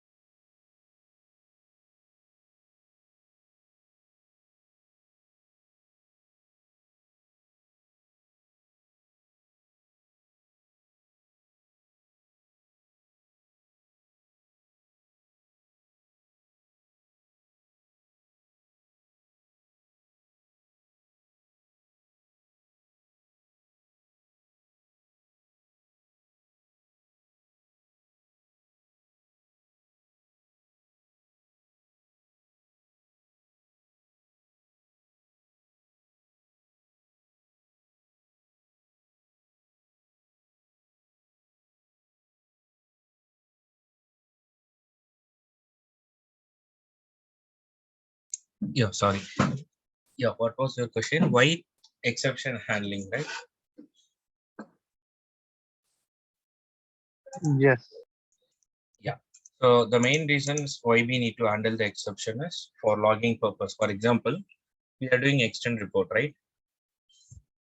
Now, flush should run always. In the extend report, flush should run always. Suppose if there is an exception, if you don't handle it, it will abort the execution. It will abort the execution in the statement itself. It will never go for the next statement, right? Flush should run Yes. always. If you're doing in main method, I'm telling flush should run in always. During that time, you can do finally. Or you're opening an Excel or any other document you're opening, it is getting crashed. If it is getting crashed, for sure we need to close it, right? Now we will catch the exception, log whatever the issues available. Then we will do in the finally, we'll do the close activity. Okay. When it comes to annotations, test change annotations, always it will go for the after method. We are handling it in after method. Instead of catch block, we are handling it in the after method. If after method is throwing some other, if you want to handle it, you have to put try catch one. After method, after sweep and all we are doing, right? That's basically handling these scenarios. But still we will be implementing in few places. For example, one of the places, Excel utils. We have this Excel utils, right? We want to close the browser always. This should run always, correct? This should run always. Yes. If there is an issue with Excel, they open the Excel, should get the sheet name. On getting the sheet name, there's an error. Assume that there's an error on getting the sheet name. Now what will happen? The Excel is open in the background. That should be closed properly, right? To close it, this code should run always. But what will happen in this code? It will abort the execution on this statement. So what we do is we'll try to put try, and then we'll try to put try catch. Exception we will try to get, and finally I'll try to keep try catch kind. So few things I have to declare. Block we are creating, so we have to declare it outside. I'll tell you. And finally, block I need to keep it here, and here on handling the exception, I'll just do e dot print the stack trace, and he dot throw ex you can do throw e. If you don't throw, it will continue the remaining operation. You can see few errors. Book is not accessible, file is not accessible, main is not accessible because that is given in the block. Whatever you declare inside the block, it will be accessible only within the block. So declaration, something I have to give it out. Local variable declaration, I need to give it outside. Not for everything, whatever you are trying to access in catch block. And then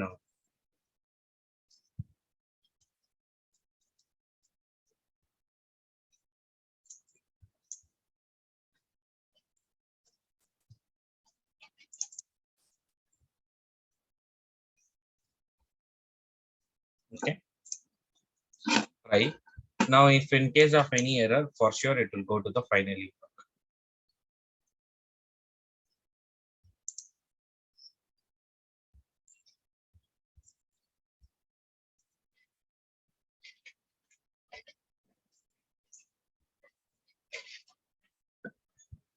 Okay, for sure it will go to the finally block. Let me throw this to the and after handling it, I'm throwing it. Okay, got it.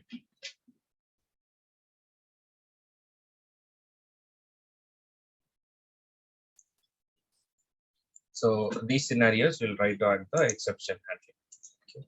We are handling the exception. So in when you develop any code, it should not abort the execution randomly. You should be able to handle the exception and catch it properly. Otherwise, it will throw exceptions. You can understood this step. What I did. That's an exception and it's a part of Java. Yes. Okay, fine. Then I will quickly give you an idea about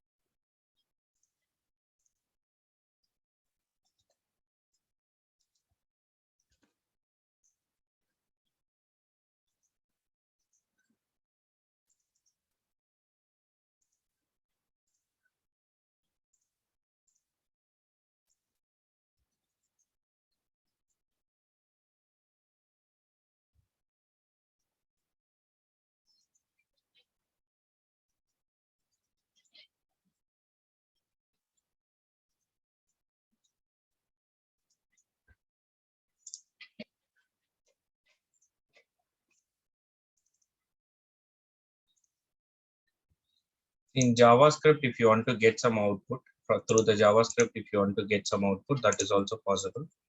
I'll just give you an idea about that as well. The demo 6.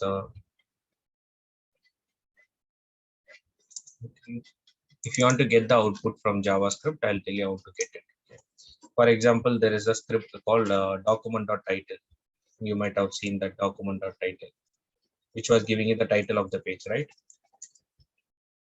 Document.title in the console. Yes. So anyhow, we have driver.getTitle. We use that only. But after you find the element, if you want to get the inner text or anything, will tell you. So first understand how to get the title. So I can do return, and then I can store it in a string title.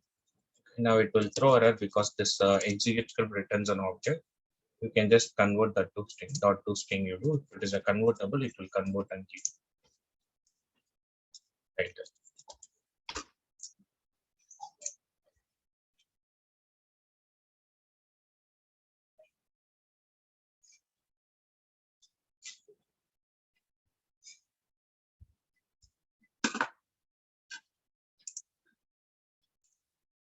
Gets the title. That is how we have to return.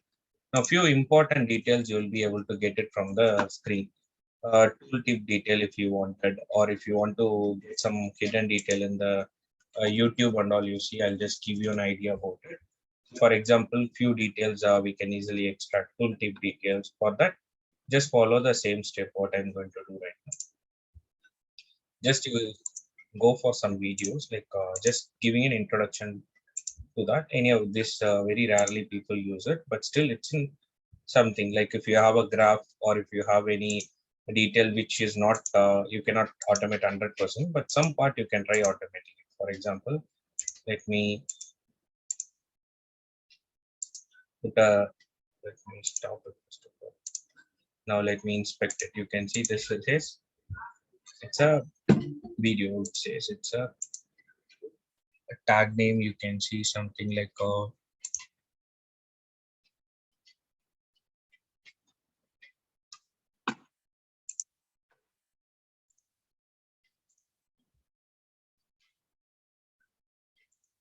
can see it says a video tag here.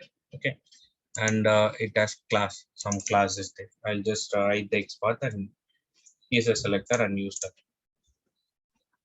some CSS selector. Document dot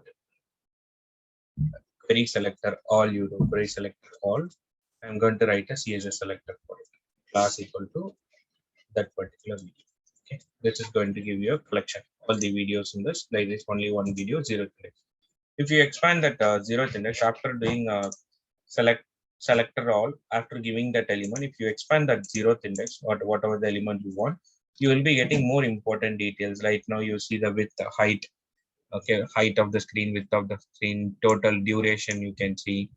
These details you will be getting. If you see inner text, if it is a graph, it will give you the values present inside that graph. Okay, these things you will be able to explore. Current volume, size, metadata, duration, height, width, all these details, video height, video width, these details you will be able to extract it. Okay, so for that what you need to do is you have to just give the video what you can see duration.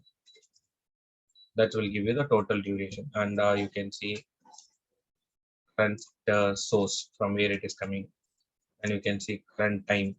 Right now it's 120 seconds. Okay, 60 almost 180, and then 20 seconds. So it's almost 120 second over here. Current time and video height. So these are all some script which you can extract it. Video height, video width, current volume also will be given. Okay. So volume detail. So these are all something which you can explore it. Okay. Get this output and print it in the console. You can use this. I'll just put a screenshot here for JavaScript.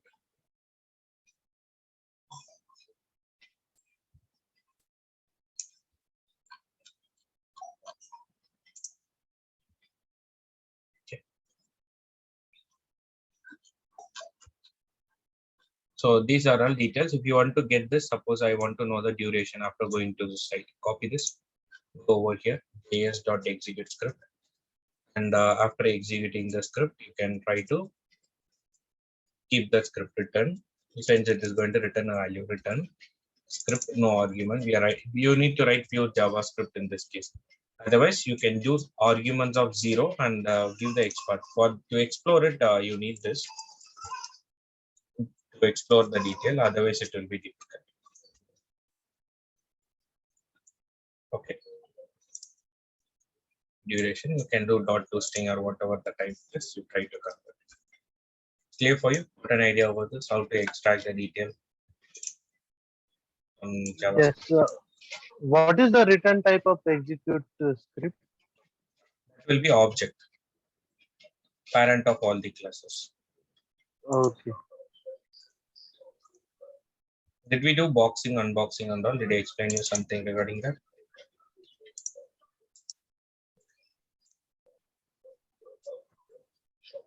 It's a part of Java only. See, object is a parent of all the classes. Int a equal to 10, and you can see double b equal to 20, and I'll keep string c equal to hello.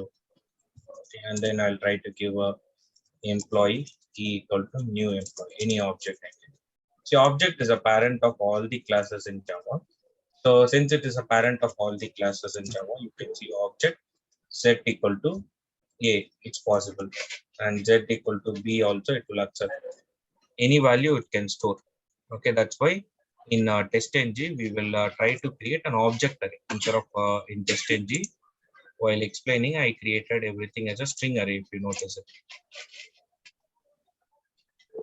this concept I created as a string array, but in real time, if you see, everything will be a object array, so that any data can be passed. Since I'm using string, I just kept it a string. If you want to convert this to object array, you can convert it basically in testng. You can see I'm doing this string array, right? In real time, what will happen is you will have object array. If you see it in your string will also work, but object array will be there. In object, I can store any value. Okay, that's the concept here. Now this process, what I'm trying to do, it's called boxing. Now while doing the operation, you have to convert into respective data type. For example, what is inside C? Let me give int result equal to Z right now. What is inside Z right now? We are storing C. C is of string data type. Now I'm typecasting to integer and then run it. You can see here. Let me put a breakpoint here. Int ABC, proper data type we are using. Now in Z I'm storing A. In Z I'm storing A, which is integer, and I'm updating to double and then updating to string. Z right now is having a string. While this process is basically called unboxing. While doing the operation, you have to unbox it. Now, while unboxing, you have to give a proper data type. Okay. If you don't give a proper data type, it will throw error. It will throw error saying that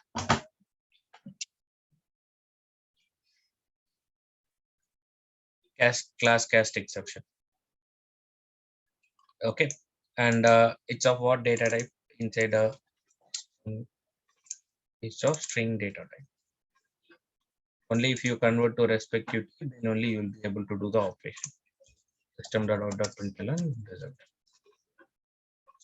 So any data, any value, you can store it in this object. You can see z equal to e right now, which we cannot typecast to string because it's employee.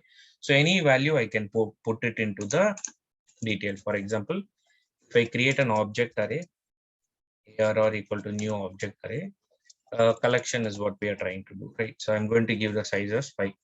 I can store anything in that. I can store in ARR of C1, I can store 10.2, ARR of 2, I can store integer value, string value, okay, and ARR 3, okay. I can store new employee, Any detail I can store, but during the runtime, it will be storing everything as an object.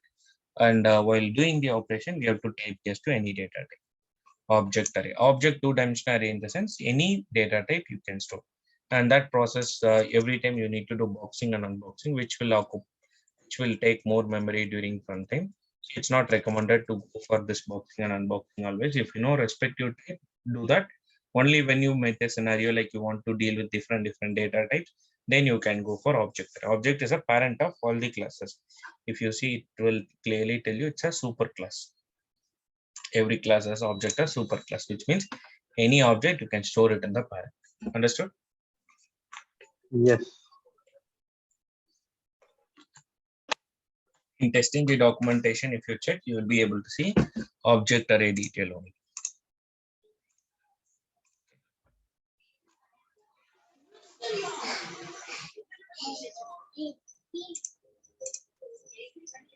Balaji, can we continue remaining on Monday? Remaining part on Monday. Monday. Monday, what time you will be available? Evening, regular. Like Monday, so I'll have some meeting on Monday. Is it Okay. possible to connect between? Let me check one second. Something like in the evening time, is it possible just for 2 hours or something? In 2 hours, we will be able to complete remaining portion, I guess. Just a second. Let me, I'll just give you the time.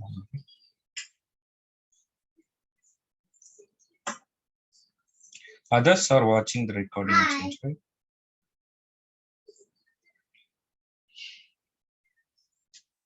Yeah, from 2:30. 2:30 to 4 or 2:30 to 4:30, something like that. Is that possible? Okay. 2:30 to 4:30, right? Yeah, just 2 hours. Yeah. Okay. Okay, Monday, Tuesday also we can connect in that time. Evening Okay. time is quite difficult for me. Okay, that should be fine, right? Yes. Okay, I'll update. 2:30 to 4:30, right? Yes, after. Yes. Okay. Yeah. Oh, I'll message you and then I'll inform the team there. So we have some around these topics only is pending. We have tried to work on that those topics.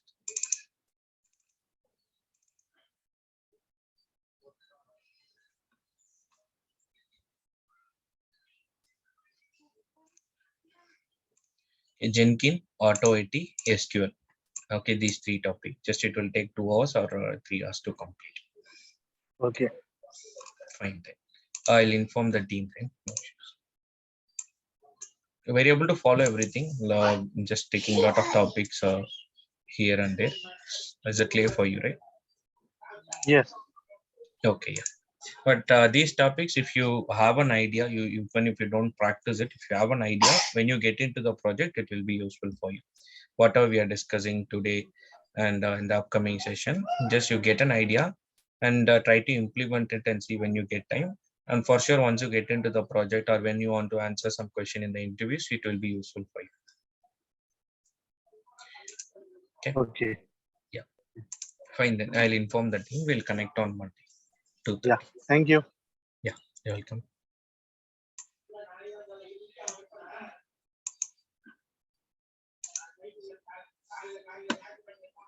Balaji, that Saturday's recording received. I already informed them and they told Yeah, it's received. It's uploaded on YouTube. it's there, right? Okay, fine. Yeah, it's there. Okay, thank you. I'll inform them. Okay, bye, Sanket.